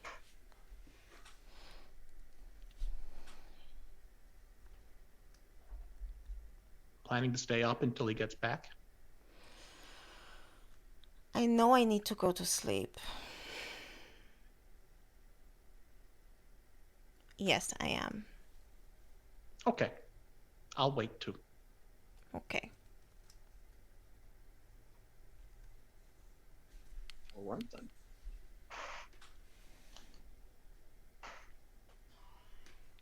do we want to take a quick break before we get back to Spider?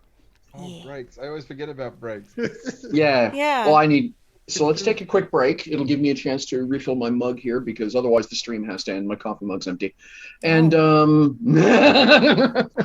the rules. I'm sorry. No. Yeah, and then we'll find out. That's the best thing. That's the nicest. The problem is it doesn't understand that there are different accents happening, and so that's and we've got fantasy names coming up, so that doesn't like it's doing well. It's trying really hard. It's doing its best, and it's its first day. Actually, there's a question: is there a way we can build our own lexicon for it, like a lot of voice systems? No, okay, all right. Not for this. There is for there is for other programs, but other programs have their other downfalls. So this has been the best one that I've managed to find. Okay, that cool. Doesn't cost anything. All right. Well, you're the super smart person on this front. I will presume you've got it right. Oh, Carry on. No, don't say that. No. If you can find something else, then yeah, let's do that. This is just the best one that brings all of the captions together and makes everyone happy. It's the easiest one to follow because all of the programs do not do that. Yeah. All those nice things you said about Spider. Yes. I didn't say those nice things about Spider. Meanwhile, back at the Spider. Spider. I think cutting back to Spider, he's now standing up with the sword drawn. Yeah. Across his throat. Just hilt deep. Not deep. No, he hasn't stabbed anybody yet, but it's right at her throat. And he says, I presume you're not taking a very inopportune moment to tell me that Eleonora is hurt.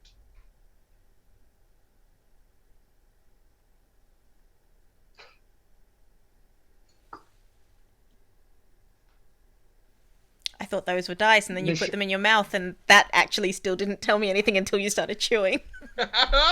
Because that's who I am. Michelle here, Eleonora is older sister. Correct? The older sister, yeah. Yes. For someone who's got a sword at her throat, she seems to be remarkably composed. In point of fact, I think she's actually going to do that odd little slowly interpose her finger onto the end of the blade and move it just slightly out of line, just literally maintaining positive pressure to the point there's possibly going to be a little trickle of red go down her finger. The other sister, the one that nobody talks about anymore. Yeah, and I think in this moment we see a lot of very fast emotion in Jasper's face. He has to get past that whole anger and secrets thing that Maisel kept talking about for a moment. And yeah, there's a lot of anger there, I think. And then he smiles and he says, oh no, this is good. This is very good. And he lowers the sword and in fact puts it back into the cane. And then sits back down, sort of half leaning on the cane, and he says, I've just worked out exactly how to ensure your silence.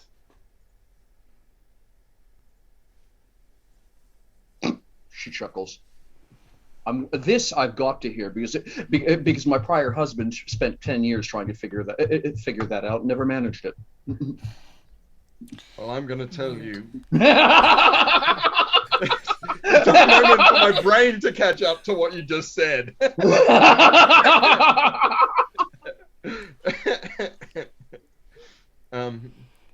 Yeah. And I think he gives a little chuckle and he says, I'm going to tell you Lord Cedric Edgewater's most embarrassing secret. Something he would probably kill to keep secret. This is going to be fascinating, she says. And she pours herself some more wine. The thing is, when they come and they ask you if you've seen me, I feel like you'll now be invested enough to keep quiet. Go on. I mean, let's be honest. I like money and breathing an awful lot. And so far, the fastest route I can find to both of those, with you standing in my living room, is to support you in your expedition to Cliff Spider. But keep going. I suppose it depends how much you want that bounty. Bounties are bad business decisions, she says. Too right. The Lady Jasmine Edgewater did not die. In fact, she never lived.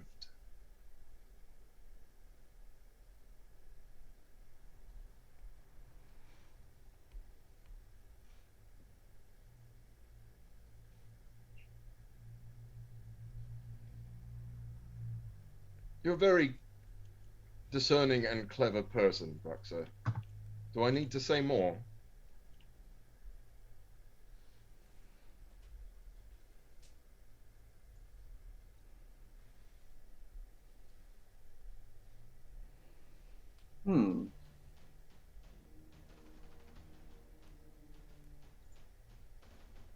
Wait a minute.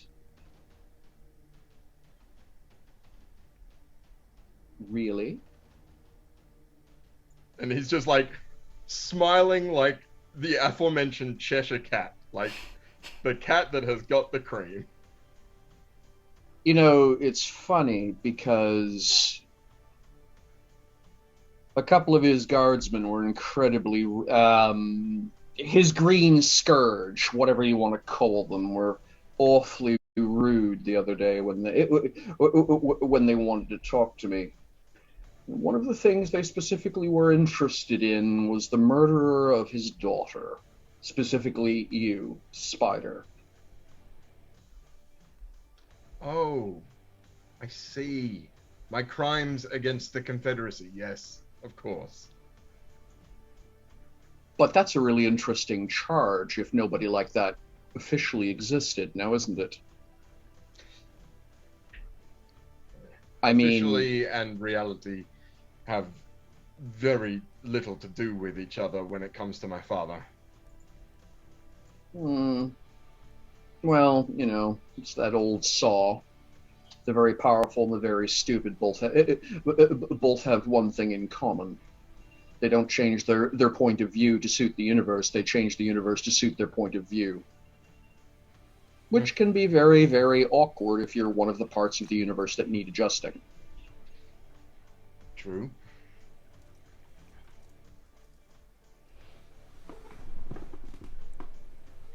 All right. So I see the problem. If I admit to the fact that I know where you are, then by definition, there's practically no end of what your father would be willing to do to find out. Now, would there be? Indeed. Well played. I like trusting people. It's not common that you get to in our line of work. But having a good reason to makes it easier. Indeed. Right. So, let's talk business. I'm not sure that there needs to be any more of that scene. No. I think that hits it. Yeah. So, I guess cut back to Spider coming back to the inn? Yeah, with these two, quote, sitting up waiting. And I think Spider walks in. Oh no, it's really late at night. Would they have people still in the kitchen at this kind of inn? Is it that popular kind of late night? So most places like this, keep in mind that the staff, you know, the primary staff, the owners, if you will, tend to be actually live there as well. It's you know, only the genuinely expensive people can afford to have their place of business and their place of residence at two separate addresses, right? Mm. And so I think the place would be open. In other words, there would be a couple of people. Somebody would be up, as it were, making sure the fire in the hearth doesn't go out and the kitchen stays warm and a few things like that. Probably eldest son or eldest daughter. Somebody winds up having to do the night shift because can't really lock a place like this up. The people coming and going. Unless you want people coming and going via windows all damn night, they're going to be coming and going by the door, and that means you have to worry about someone coming in and heisting stuff. And so I think, the place will be open. There'll be someone, behind the bar, perhaps doing nothing more complicated than whatever the equivalent of Sudoku is. But there's going to be someone from the staff present when you arrive. Yeah, then I think Spider walks into their room, like, carrying some stew or bread or honey mead or something. Yep.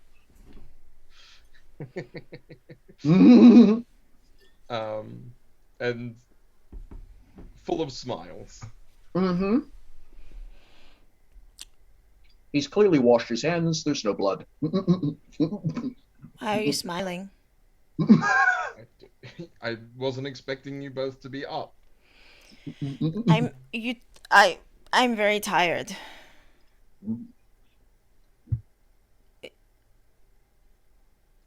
Is she alive? Is who alive? There's a moment of confusion. Bruxa.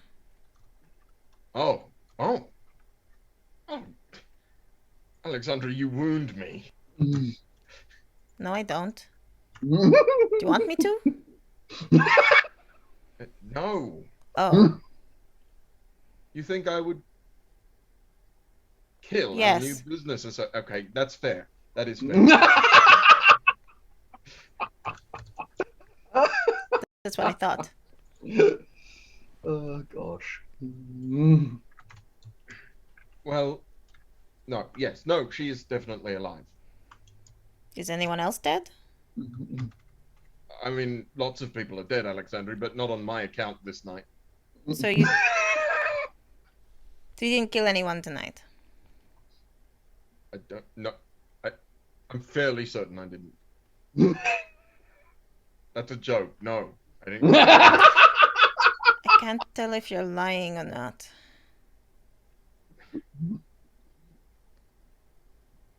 In this particular case, I would tell you the truth if I had killed someone, because we would have to leave very quickly, probably. Not that we don't have to leave very quickly, but only for the reasons you already knew. Okay. So why are you smiling?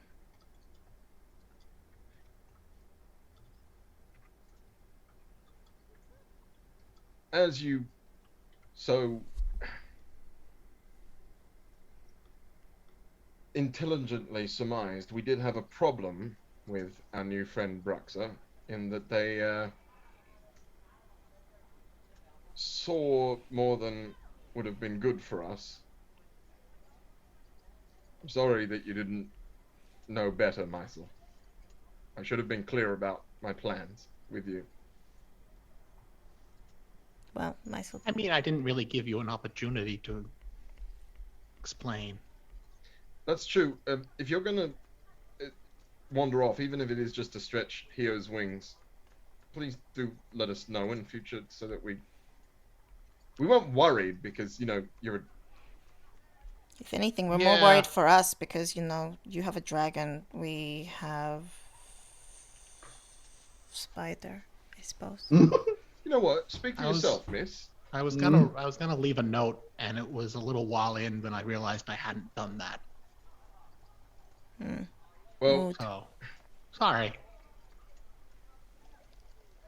Killing Bruxa would have been the easiest solution, but I found a more elegant one, and I'm glad to say we are still in business. Oh, yay. Your enthusiasm is overwhelming. I'm not very good at lying. You're getting better. I don't think I am.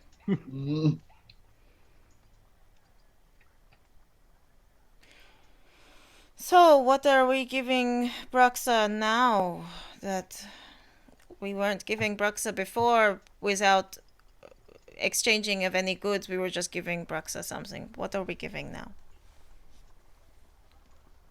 Nothing new. Oh, well, some information in regards to my father and the bounty, and that was well traded for, in fact. How so? Oh. Bruxa had some information on what happened to my associates back in the capital. How we were betrayed. And by who? Okay. Which I suppose doesn't matter to you at all, but it matters a great deal to me. Why? Why? What good does it do now? Are you going to go and kill the person that betrayed you? Not right now. So yes. It's very high on the list of possibilities. I see. He looks over at Mysel and says, "Would that disappoint you, Mysel?" That you want to kill the person that betrayed you? Or that... No, wait, actually which part? doing it.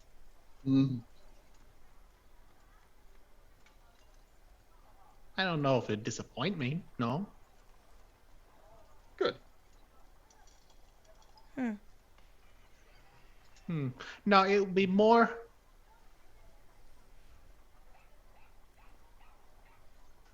No, it wouldn't be negative reinforcement if you did it. It would be positive reinforcement if you found something else. I can't just not kill everyone, Mysel.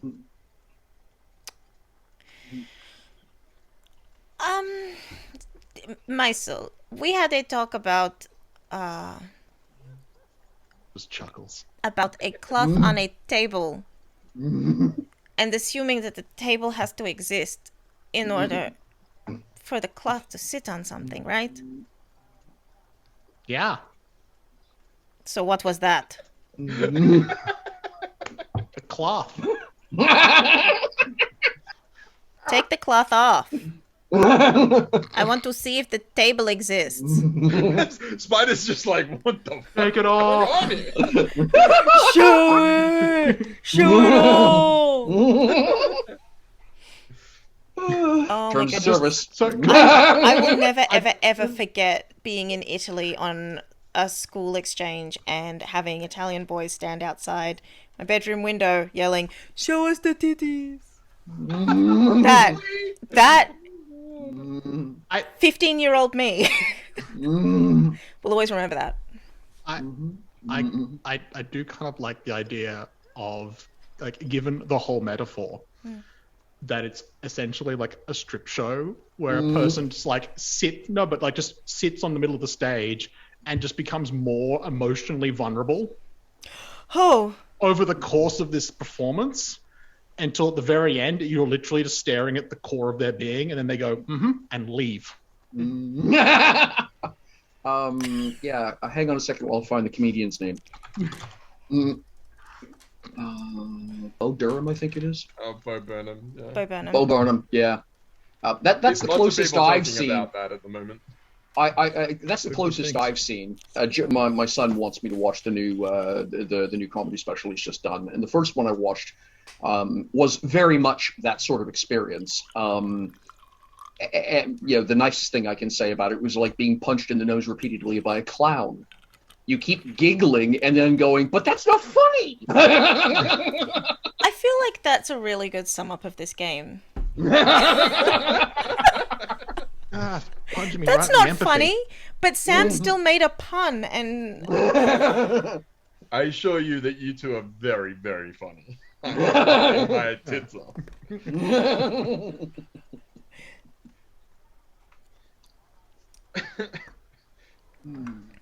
Maestro like hops off the chair, whatever he was sitting on. I guess we're setting off tomorrow then. I now need to establish some of that conversation, Michelle. But I suppose actually I can just pose it as a question to these two. Yeah. Given that we are still in business with Bruck, so we can use the bush pilots if we prefer. I did tell her that we had other ways of getting to Cliff Spider, but I didn't obviously give away what they were. Are they available? I thought the whole problem was that it was going to take a couple of days. It will take time. So yes, if we want to go faster, then Hio is the fastest alternative. The warning was your dad was going to sort of flood the city like tomorrow. Yeah. And people have seen us here. Here being this inn. People have seen us in and out. No, not Have they in seen and us out of disguise. disguise here? Yeah, They've have. seen Mysel. I'm the only one they haven't seen out of disguise. No. Alexandria Were you hasn't been out of disguised when disguise. we left the elevator? No. That's the one time that anyone saw me without. So a then we went disguise. into the embassy and we came out different people. Yeah.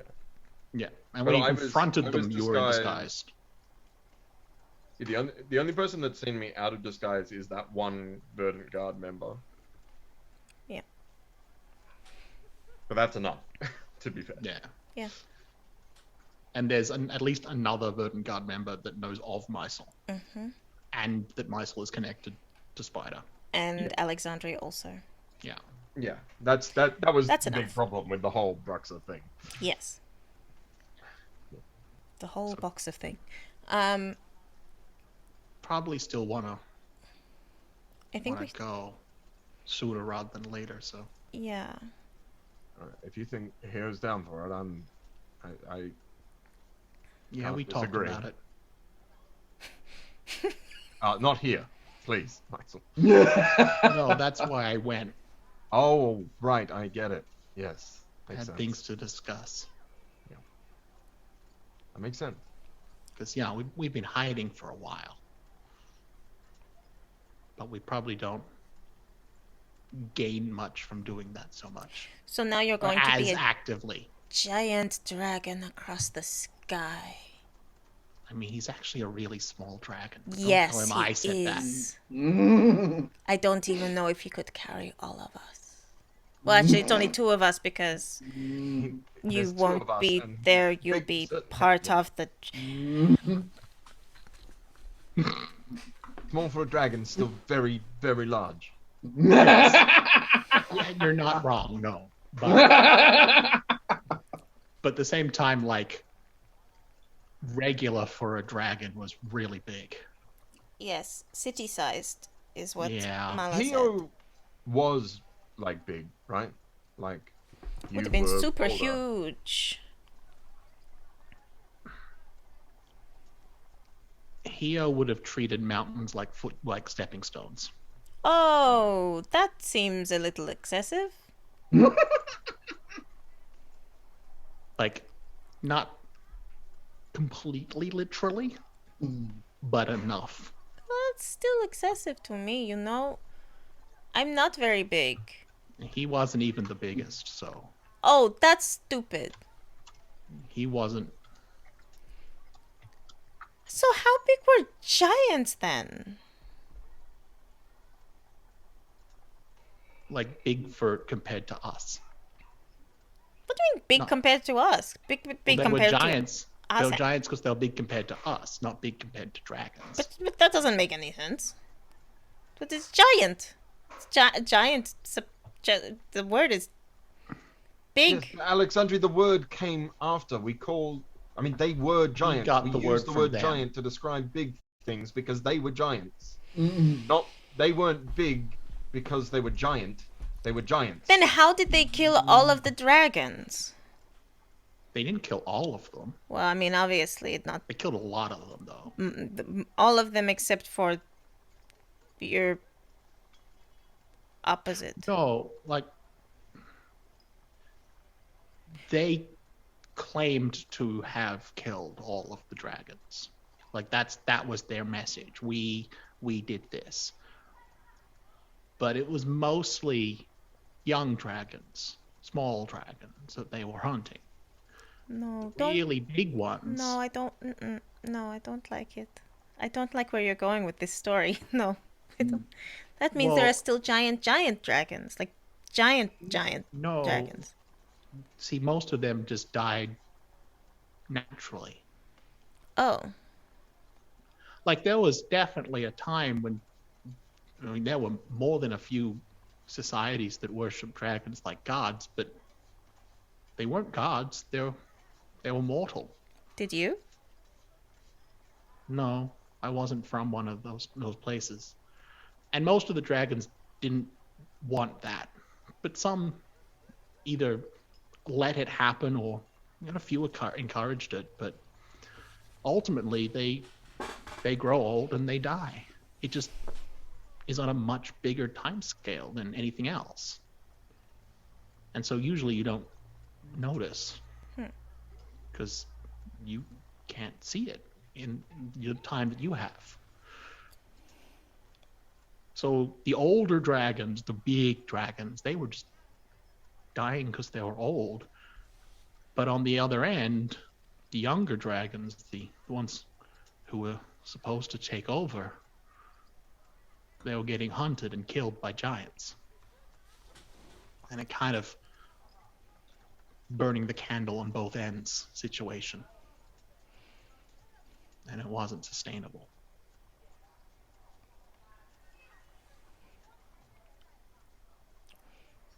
So now Hio is the last one. That we're aware of. Wouldn't rule it out or anything, but gets hard for a dragon to hide after enough time. Where for Hio it It's getting easier. got easier. So we go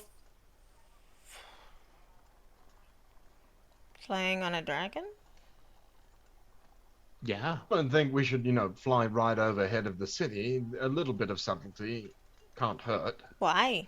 The dragon. Well, Like it's the biggest distraction. Like the tumblers can't hold a candle to that. That is a giant performance. Why would you not do that? well, It's a dragon performance, not a giant performance. You know what I mean? I mean, maybe. I I don't know if it would. don't think there's any real benefit to it. I mean, I'm not suggesting it, Maisel. I was more mocking Spider than making that a suggestion. Your face makes it look like a suggestion. It's not. Please take the look off your face. It is a very good distraction. No. Looks at Maisel. Not you too. No. It was more. I don't think it would work, but if it did, it would be really good. I just Yes. don't know how to make it work. Not. Yeah, I just don't think there's any need. No, there is The not. need for the tumblers was when I didn't think we had another way out of town and we needed to hide in plain sight. Well, I mean, Yeah. there's no more plain sight than a But dragon. we can just like walk a ways out until we're, Cold enough. can. The point is, if a couple of people see a dragon, that's a fantasy. If everybody sees a dragon, that's real. Well, I sort of resent that. Just sort of. La Chanson's not a fantasy, but only a couple of people have heard it, so just But everybody you Easy tell with the metaphor. acts like it is, right? yeah, until they hear it, and then I Exactly. That's what we want. It doesn't matter that Hio is real. We want people to think he isn't. Okay. Like Mysel crying. Why were you crying, Mice? Do I have to kill Wouldn't someone let us- else? People don't like dealing with crying children. Oh, you were fake crying. Yes. Oh, good job. Took a long time to learn how to do. Why? That didn't come easy to me. But I thought it'd be useful, so It is. yeah.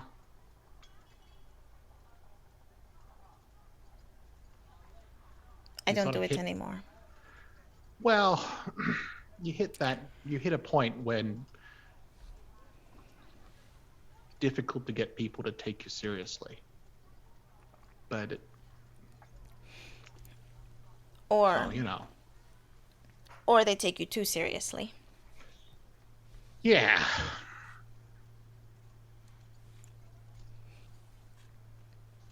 I told Bruxa that if everything goes to shits here, that she could go to the Dashamali. Did you? Can she? If she uses our names, I figure it'll probably be okay. Why? Why do you think that? We're family. What, so she is now? No, but she's a friend of the family. That's not how that works. Because technically she's a we're friend friends of of the us. friends I of mean, the... We're we're- friends of the family. But we can't be friends of the friends of the families. That doesn't make sense. I mean, it does make sense. There are only so many people that can fit at the dining table. I've definitely been offered like accommodation at family of friends, friends of family. Yes, I know, but at certain points you end up with a full table. You can't just keep inviting people. What you gonna do? Oh no, there's no more Seen food, your but here, come family's along. home, Alexandria. You could invite so many people. And we do. But there's still a list, and it stops. Well, I added Bruxa to the list. You have to ask before you do that.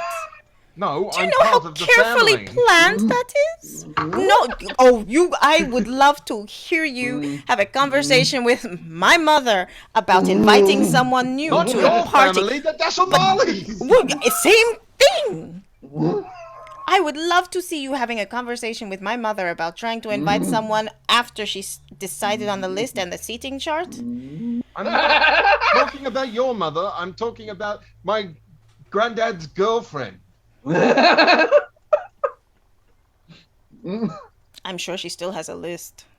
And now there's one more on it. She's gonna be mad at you. She's gonna be so mad with you. Oh boy. She and all of the family are very good at business. I think they'll understand. Sure. I'm sure Quidian will be very happy to have another person who might be very good at killing to go back to the mill. For Honestly, I think him. the two of them will actually get on like a house on Yes, I fire. know that's the problem. It's like I'm not worried about them. I'm worried about the house. Yes. Yes. I was just thinking like Mysel's not going to make that connection, but oh god. Alexandria.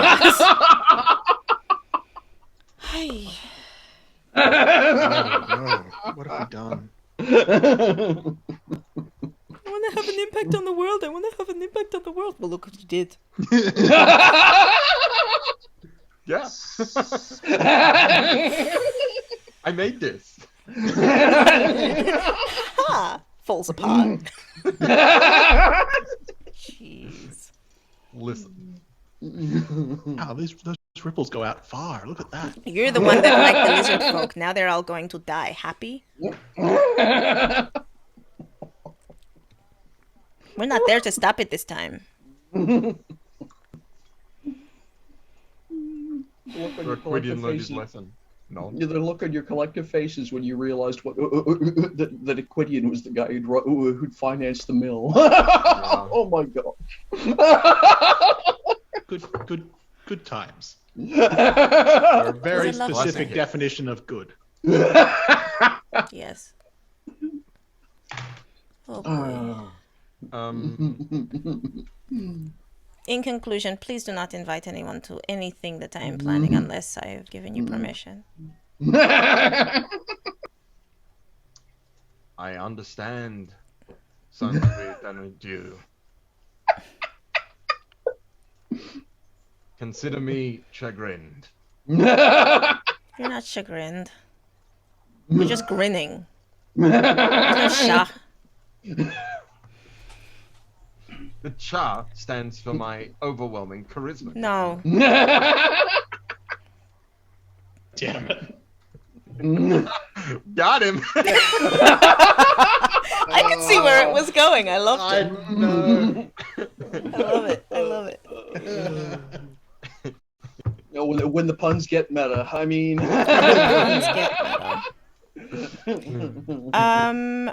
Whisper of the Wild. You say we're almost done for the day. Yeah, that's how it works, right?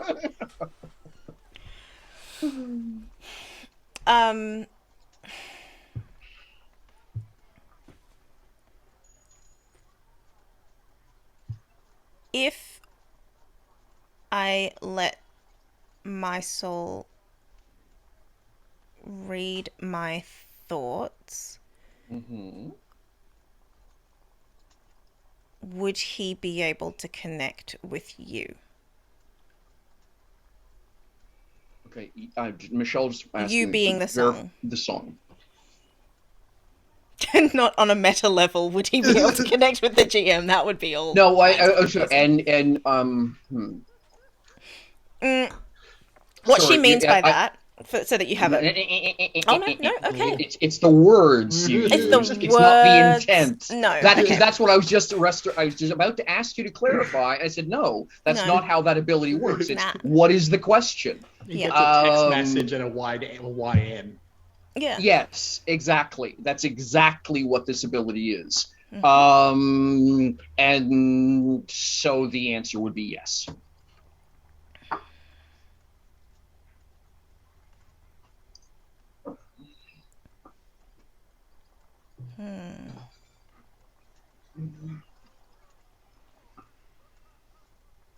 Maisel, when you read minds, what do you read? What are you seeing? What are you hearing? What's happening?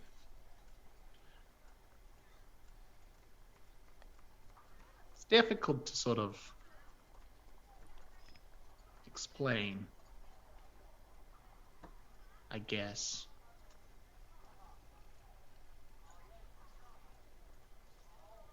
Like sometimes it could be like looking in on a scene and you watch it unfold and you get to see it like you were there or like watching from above. Sometimes it's more of a feeling or an impression. Most of the work, I guess, when learning control over the abilities, part of it was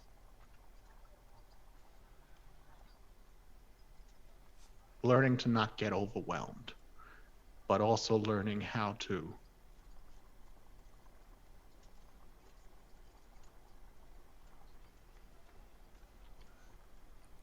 I don't think I'm describing it well, but there's a sense no one thinks the same way as someone else.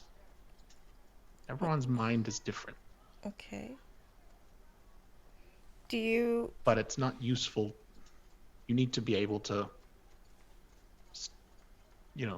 find what you need or do what you need to do, even though everyone is different. Is are there different levels to thought? Like, if I have a very deep down thought, does that stay my thought? Or can you just see everything? Well, I imagine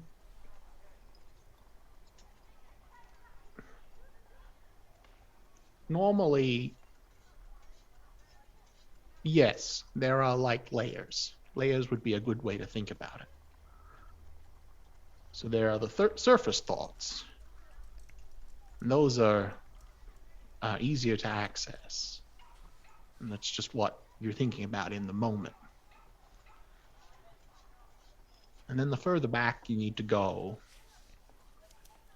the harder, deeper you would need to go. Or if it's not something they really think about. But then at the same time, some things are more protected than others. And you'd have to go deep.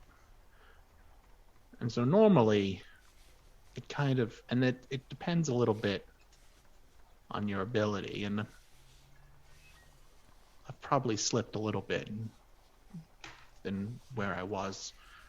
Had probably, I guess, my height, as you would call it, might be, if we want to put. But with time, you can get pretty as deep as you need to go. So long as the other person is willing. If they're not willing, you have to be a bit sneakier about it. And just as everyone's mind is different, everyone's mind can protect itself. And it knows when something's wrong. And if it works that out, you get ejected, essentially. Okay. But like theoretically, with enough skill and ability, you could access everything from a person's mind. But I mean, I'm not at that point. I'm quite a ways away.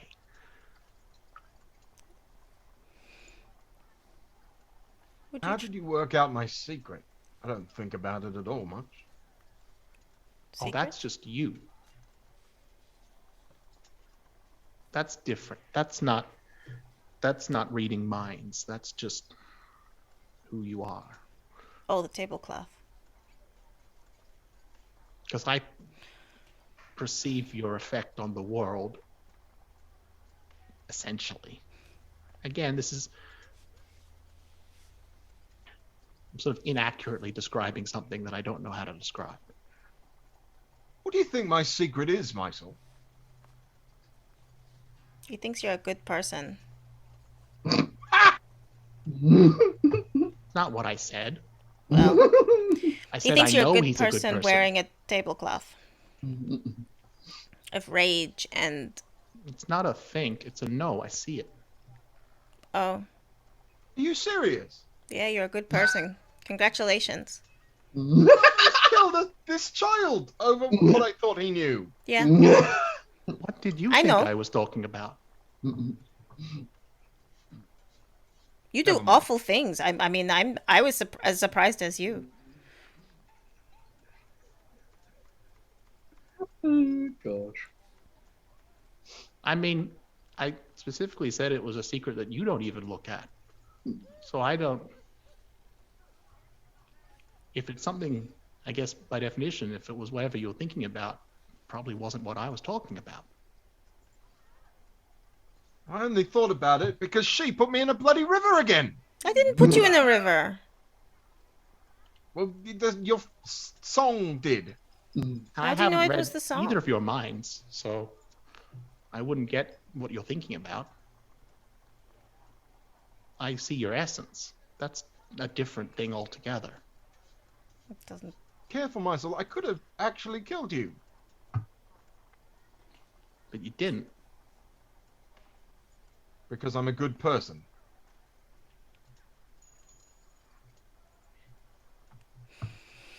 Well, I didn't kill Bruxer either, so I guess you win this round. Oh, Oh no, you didn't kill one person. That makes you a good person now. What? It's not some scoreboard. Looks at scoreboard. Yeah. I didn't kill One Bruxo. experience. Scoreboard.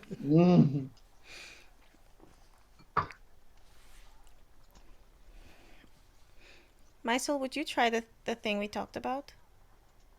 You wanted me to. What thing did we talk about? Well, he's going to see if he can see my family. Okay, that seems alright. Well, I mean, unless something goes very wrong. Just, you know, you already sent them a letter. It can't get much worse. Oh, don't say that. Don't say that. It can. It always can. I haven't read either of your thoughts, and I wouldn't without permission. But to do that, I would need to read hers. I see. Well, sounds like that's between you. I am going to bed. We have a flight to catch in the morning. It's quite the experience. Like, a little jealous. You'll be there in folding. You'll also not be there. It's not the same. Let's put it that way. Maybe he can do some really quick changes, and you can... No, not while we're flying.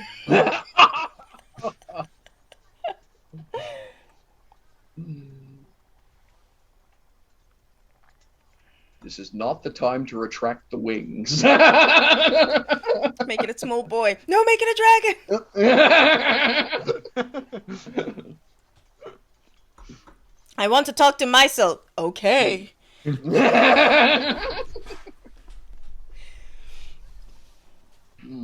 I will pull this dragon over. The good news is that from 10,000 feet, you get about 2 minutes to look at the ground. Oh, that's nice. I'm okay with that then. There are no That's war. like a Or minute the 45. sky. That's like a whole minute 45 that we can discuss. Yeah. Or the sky. Like it's the ground or the sky. Surely you can choose which way up you're just gonna. Well, if you know what you're doing, sure. If not, then it goes sky, ground, sky, ground, sky. Ground. Internal trauma. I actually wrote a short story about skydiving, and so looked it up. It's actually incredibly hard to get to the sky ground moment in life. It's far easier to get stuck in the falling but spinning wildly process. That's the hard part to avoid. Getting the full panoramic of the horizon. Yep, at a rate of about three times. Speed.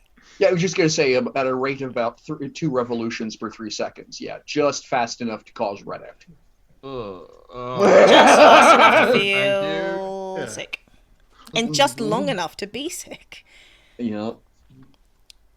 Short version. Don't turn back into the child. I don't know, it could be funny. For certain Fantasy. definitions of funny. Yeah. Heo's favorite idea of a joke. Yeah. I know I can power dive. Fantasy Very aware of world, I'm down. Exactly of the timing that he needs. He's like, all right. I'll give him about 20 seconds of screaming, and then I'll swoop down and pick him up. Hard pass on that one. I feel like Alexandria would enjoy it far too much, to be honest. That's an impulse. That's an impulsive thing. Oh no. All these blankets, we could invent parachutes. Yeah, except that doesn't work the way you think it does. It never does. That's a really good way to kill yourself, in Yeah. fact. It's a Hollywood parachute, right? Yeah. Fantasy parachute. I mean, it would slow you down a little. Before it actually turned into a wing and accelerated you, yes. Yeah, that sounds about right.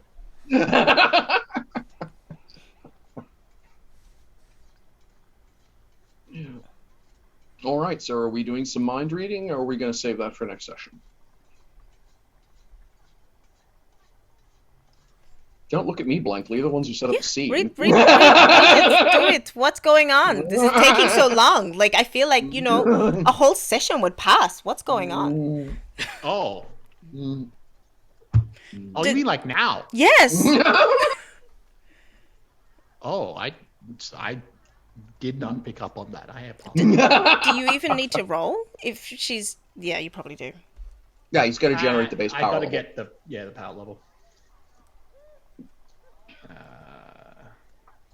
It actually winds up being 2 rolls. One is he has to be able to connect with you, and then he's going to make the prescience roll to be able to Farsi. It's literally mechanically the ability to generate the required energy to do so, whatever that might be it concentration, be it mana, whatever. But yeah, it's essentially exploring enough of your memories that you could arguably say that he is familiar with Elena. That's a lot of memories. No one said this was going to be a short process. Oh, good. Go get some tea and some oatmeal.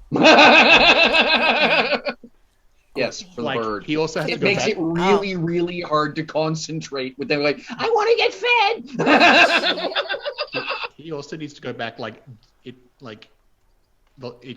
time scale of how quickly he can go back is in days. Mm-hmm. Oh shit! So yeah, but it's like per round, and we've actually not been out that long. So. Yeah, I think calendar-wise, it's a couple of months. Yeah. So 60-ish days. Yeah, so 60 rolls later. Maybe we should just start the process now of 60 rolls and then... It's not rolls, it's just how long... rounds. It's just literally time passing for him to get to the point where he can find a useful memory. I see. Almost didn't, but one of the dice exploded. So yay! We tipped the scale. Battle at the abandoned barn was on the 10th of Indel, and so that's 25 days to get us into Yggdrasil, and that it is the 17th of Yggdrasil.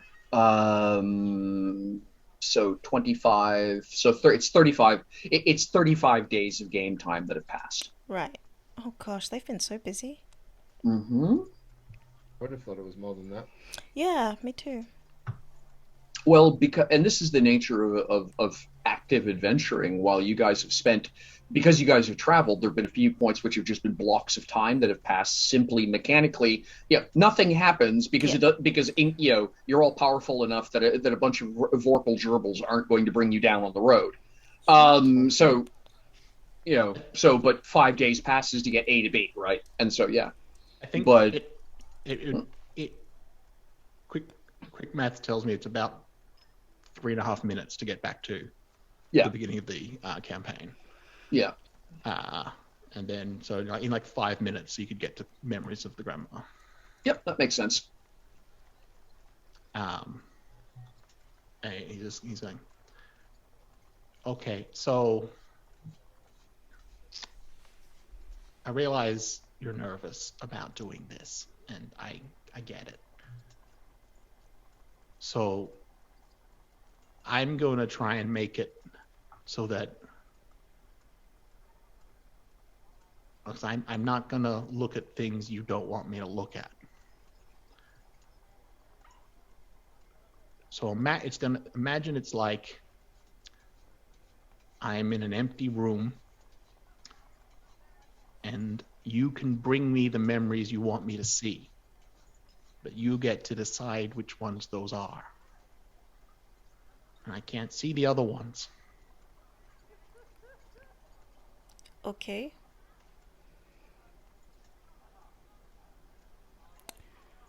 And then if you get uncomfortable or you don't want to do it anymore, you change your mind,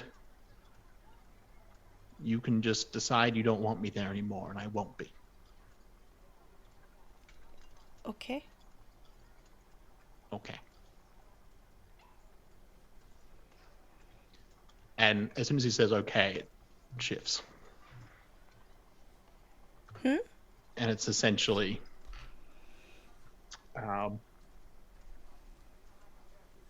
that is how he structures it for her, that you can, when you want which memories you want, you can kind of bring them to him. Interesting question. Does he see it from her perspective or does he see it from outside?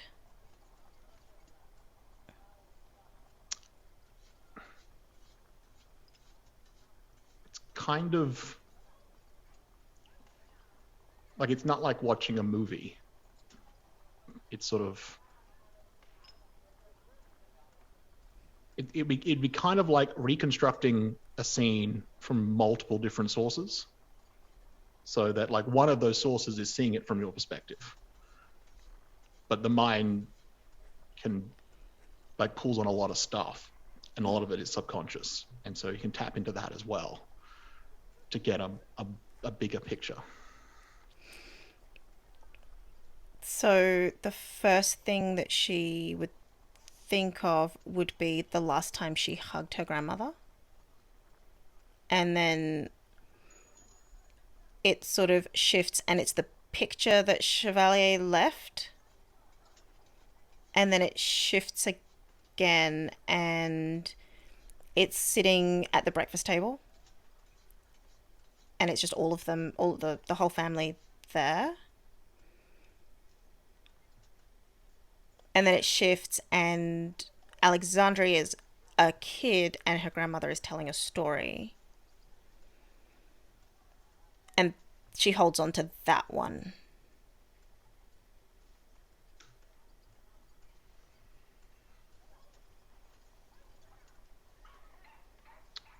I don't know like how long you want it to take for him to get the impression he needs, essentially.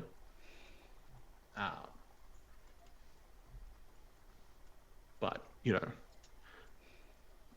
it occurred to me when we working out how long it would take for him to actually drill down. It doesn't actually matter because it is literally just whatever your current thought is. So you can bring it up, which is why it was the metaphor. So you can kind of just like, speed of thought it through. And then she thinks about the first time that she heard the song. And telling her grandmother.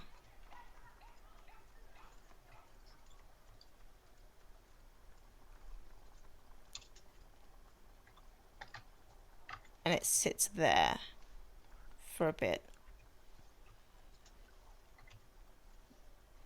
Because that's what she's thinking about.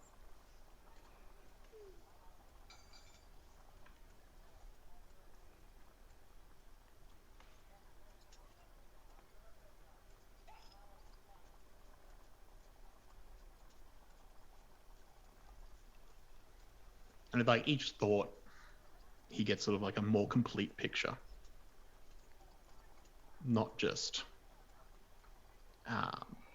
of Elena, but also, like, as he says, like the effect they have on the world, which is tied into how he perceives things. And he's essentially trying to create that sort of like each person is different, so he can, if he knows what that is, he can kind of hone in on it, so long as it's within a certain area. But it is quite an expansive area. My soul, could you please make me a perception roll? But I would like you to but attribute substitute prescience, please.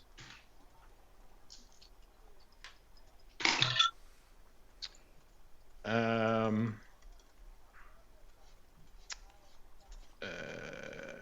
18. In the scene, the last scene that is brought up, the one where the young girl is excitedly telling her grandmother or initially cautiously explaining to her grandmother what she hears, and then her grandmother is encouraging more and telling her that once upon a time she heard it too, and the young girl is becoming more and more excited about, oh my gosh, I have something in common with my grandmother and all the wonderful stories. There's going to be a moment that Meisel, simply by virtue of seeing the scene from an entirely different angle than Alexandre in that moment, will see Grand-mère look away for a moment, close her eyes, steel herself.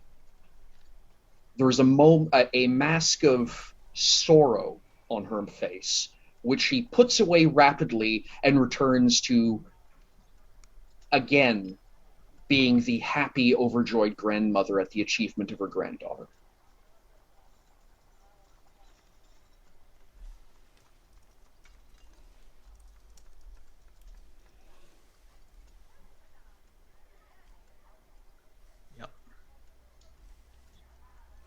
There is no way the young Alexandre in that moment, so caught up in her grandmother's approval and having something in common, could have understood the facade.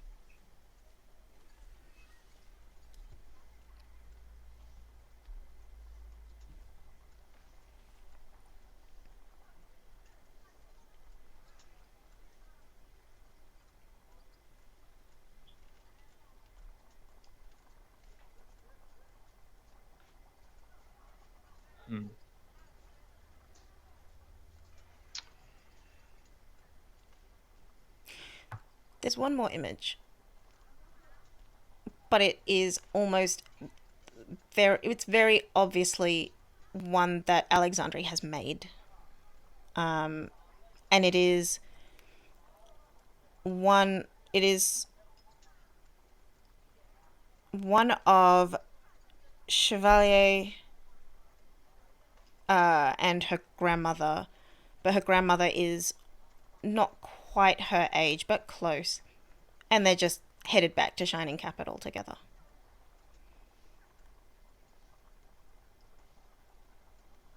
A hope for a happy future then, hey? Mm-hmm.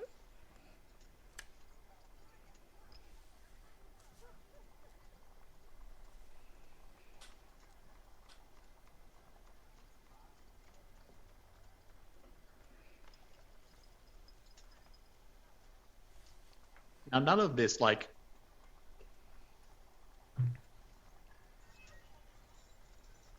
I imagine Alexandre might be really have to be really focusing on, like, what am I actively thinking about? Mm-hmm. And, Meisel's trying to make that process easier. But nothing about this stops either of them from being, like, cognizant of what's happening around them. Yes. And so while it kind of, like, Meisel didn't, other than sort of talking her through it, he didn't sort of set anything up or anything like that.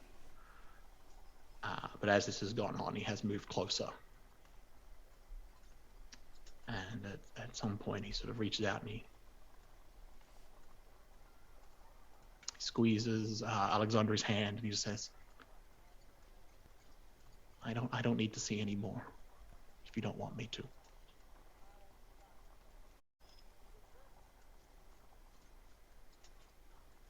Okay.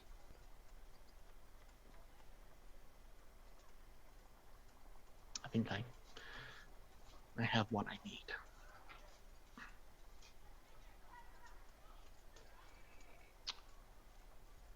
And so you feel like you sort of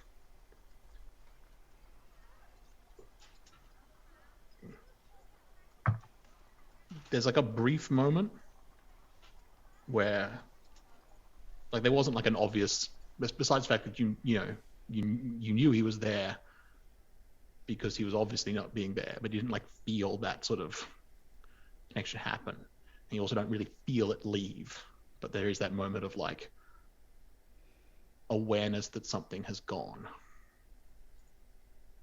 But there's also the awareness that he was being very actively allowing you to, essentially. Like I said, he was being obvious on purpose.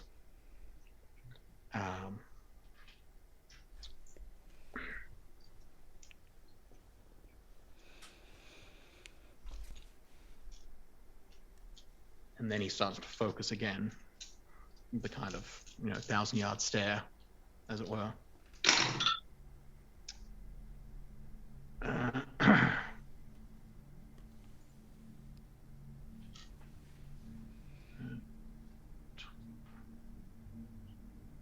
I guess does a 22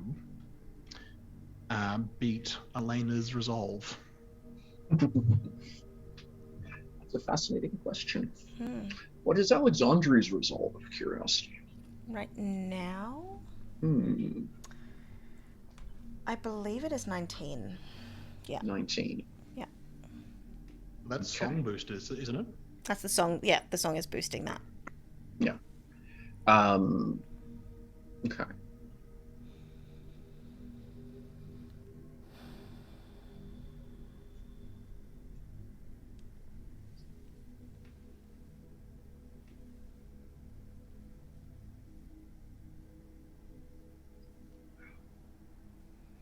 So, what does the experience feel like to both of you as you quote establish the connection? Well, that's the thing. I was trying to work out what it would be for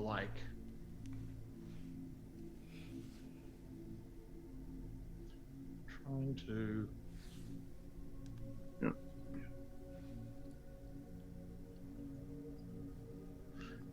Essentially trying to see what I would need to do to share the information. Mm-hmm. And I think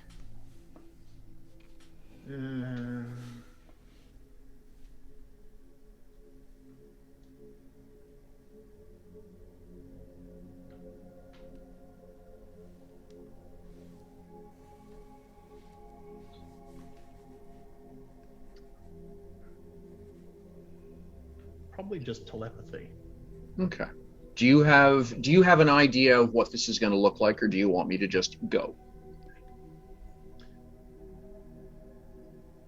As in what it is to experience it. Yeah.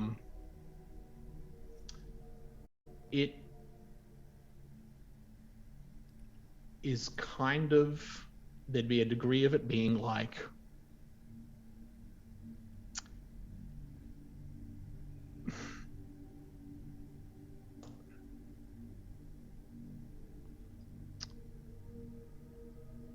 it would be like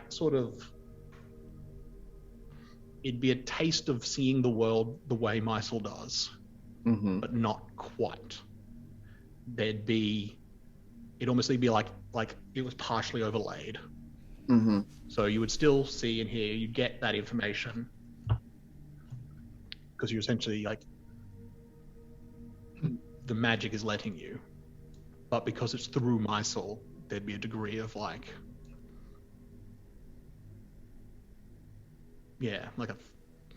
degree of that filter where you would experience slightly what Mysel does. So keep in mind that this conversation this moment is happening after silly o'clock, which was the time at which that spider had returned from his meeting with Bruxa, right? And so it's silly o'clock.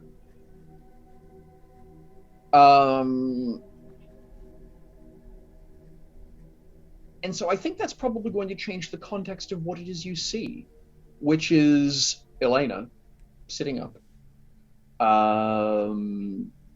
She's wearing clothing. What I mean is she's not in her nightgown. She's not in a house She's coat. dressed. She's dressed as though it's the middle of the afternoon. I think it's going to be the first time, and what she has in front of her is a dressmaker's dummy with a set of leather armor on it, well loved, that clearly was designed for a slightly differently dimensioned woman. But what is unmistakable about it is the patch on the left breast, which is the insignia of the Andalhart. There's a few places, one down around where the abdomen would be, that's been clearly restitched. There's another one up over the right shoulder, which has been clearly restitched.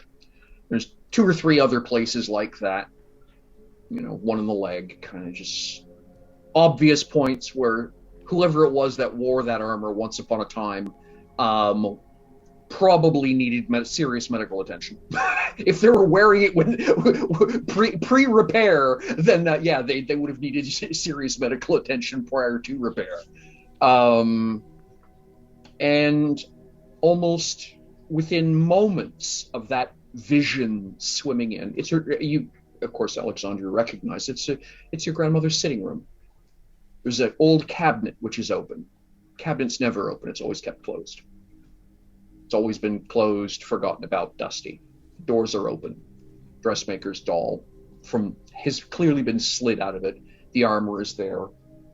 From your vantage point, I think you can see perhaps some weapons, some just things, adventuring gear, cobwebs.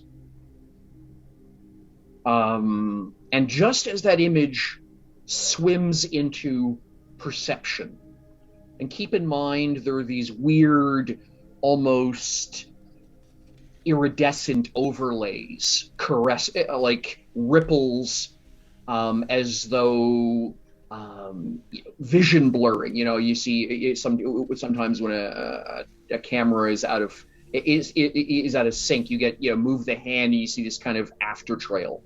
Well, you're seeing that, but it's an iridescence, almost like, instead of a heat trail, that is Elena's view of the world. And as this all swims into focus, this kind of overtone of color and person and moment, a very clearly mechanical cuckoo, cuckoo, cuckoo starts going off, and she snaps her head over towards it, and immediately, therefore, the entire focus of the scene changes, and a gold cage, which had always sat there with an old broken, what you would always consider to be an old broken mechanical bird in it. It's a wind-up toy. Your grandmother told you it'd stop working years ago. She's just never thrown it out, quote. Is clearly screaming at the top of its lungs. And Elena looks at it. And then literally, the bird holds up a green paddle. The way a rugby official would hold up a card, holds up this what looks like almost like a ping pong paddle with bright green on it. She's going to look around, and oddly enough, she looks up.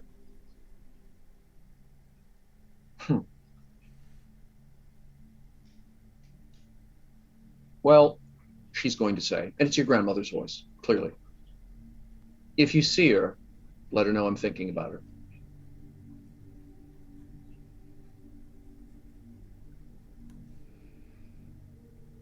And you can shut up now. And it goes back to being the broken bird. It just literally slumps over.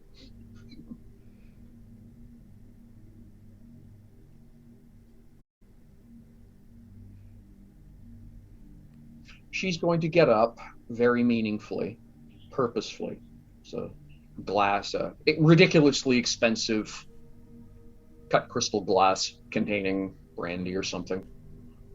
Something that your father would be absolutely scandalized that his mother was drinking, because it's not a very, noble-ish woman sort of drink, and therefore she drank it all the time when your father was around. Not as much because she enjoyed it officially, because of that face he made every time. But in this case, she's clearly drinking it out of her, because it's comfort. It's a drink from an older time. She'll have a sip of it and walk over around. She has to actually move around the dressmaker doll to go over to the cabinet, the open dressing cabinet. And she's going to take out a little silver mirror and kind of look at herself in it and pull at a gray lock and shake her head. Don't be a fool. But then when did that ever stop me? And that will be where the moment will fade.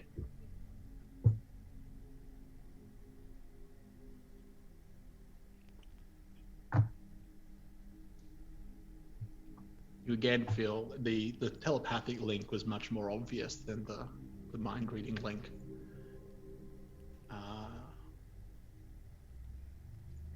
But you might not have noticed. Maybe you did. But Mysel had never let go of your hand.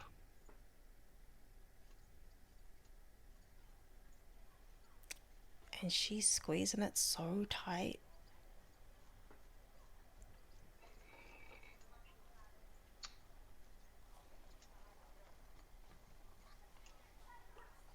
Just before the telepathic link disconnects, Mysel sends the message, I guess. I can't at the moment. I kind of lost the knack. But there was a time when I would have been able to link with her as well. And if I get back to a point where I can do that, then if you want,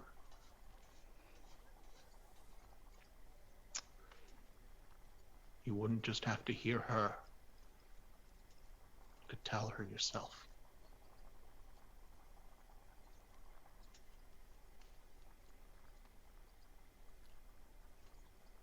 Yes, please. And then he cuts the link, as it were. Mm-hmm.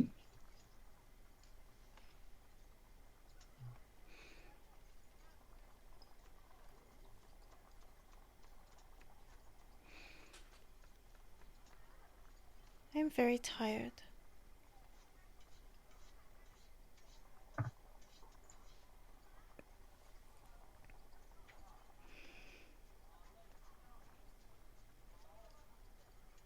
I think I need to go to bed. Okay.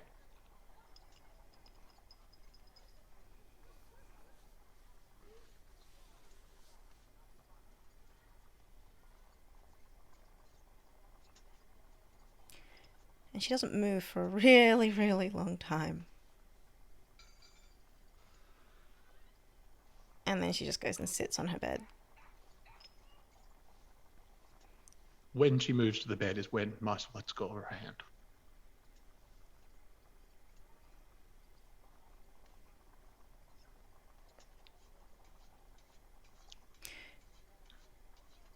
She'll give a pointed look to the birds as well. The current quote from the bird. The current quote from the birds is.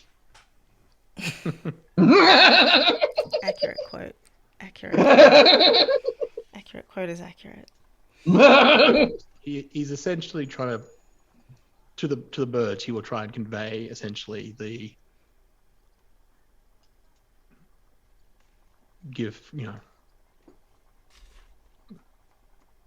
keep her company,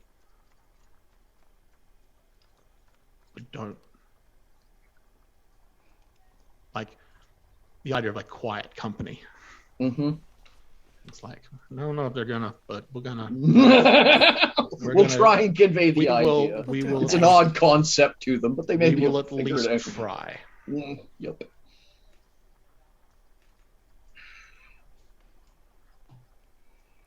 And that, ladies and gentlemen, is where we're leaving it for today. Mm-hmm. Reminder to everyone that our next show is Wednesday, Thursday. Mm-hmm. So Eastern time would be 9 o'clock Wednesday evening. No, 8 10 o'clock Wednesday a.m. evening. Yes, 9 o'clock my time. You're 9 o'clock 8 for o'clock you, 8 Eastern. o'clock Right. Eastern. 8 o'clock Eastern. So we're trying to change to a more customer-friendly time slot, if you will. Yeah. Or user-friendly time slot as well. Yes. Some of I us. have to get champagne. Mhm. To have a champagne breakfast instead of like a... I can't drink mead at 10 a.m. That's absurd, but I can have champagne, right? It's From the only the time you drink during the week, you can drink whatever you want. I'm just Exactly. going to say, you're an adult. It's That's the theory Let's not anyway. go too far, Michelle. I'll buy a bottle of champagne and a bottle of regret and For this game, you will need the Is that the regret. thing Yes. that the Ebon Elves made us drink? I think it's normally pronounced tequila. oh boy. I mean, Yes, ow. KJ. Wednesday. So there's 5 days? Mhm. No, 3. What? Yeah. Oh. No, because it's Wednesday. It's Still Saturday Thursday. now, so 4. Saturday, so Sunday, Monday, Tuesday, Wednesday. Yeah, and then it's Thursday morning. Thursday morning so for 5 us. days. Right. Yeah. Except that it's, the day after today already for you, so it's still 4 days. It's already Sunday, so... Okay, Yeah. yeah, by 1 hour, you got me. Yeah. Yes, I did. I did get you. Maths. I will not. Time zones. Ah. And that's it, So- folks. Yeah, that's Y'all had it. fun? I have Yeah, that was processing to sweet. do. No, I was very happy. You're welcome. Ah! Yeah. Definitely tune into Words with Color for this one. Yes. And Yeah, I want to Definitely see what tune into a Alexandria has to stage. say about all this. Would you like to, It's just gonna be like I, a line. yeah, I noticed Jamie figured out the magic item halfway through the scene. Oh yeah, that The was look on the great. face was fantastic. I had some idea. Yeah. I was like, that's definitely one of two things. And Yep. It was the first one. Mm-hmm. Very cool item. Yeah. Mm. Yes, and I have green- to end the stream. I'm the one that does Yeah, that. you're the one that Yes, does Oh, you're the my one who has to brain push the just button. went, what happens now? We all leave the conference. I'm just gonna say we all leave the Zoom and and the audience is going. Are they coming back? What's Has happening? Elvis Can left you the imagine? building? I can imagine that. Like, good night, everyone. I just close the Zoom and leave. Has KLF left the building? I mean, What's happening? uh, Thank you, and we will see you on Wednesday. yeah, / for Thursday, sure. I'm looking depending forward on to it. your location. All the best, folks. Thank you so much for the good feels. And the bad ones. Yes, blatant plug to the audience, please. Wednesday, bring a friend. Wednesday, bring a friend, bring a glass. Yeah. Yep. For the tears, bring tissues, I'm sure. Yep. Everyone Bring the brings champagne. tissues. Good Good night, everyone. night.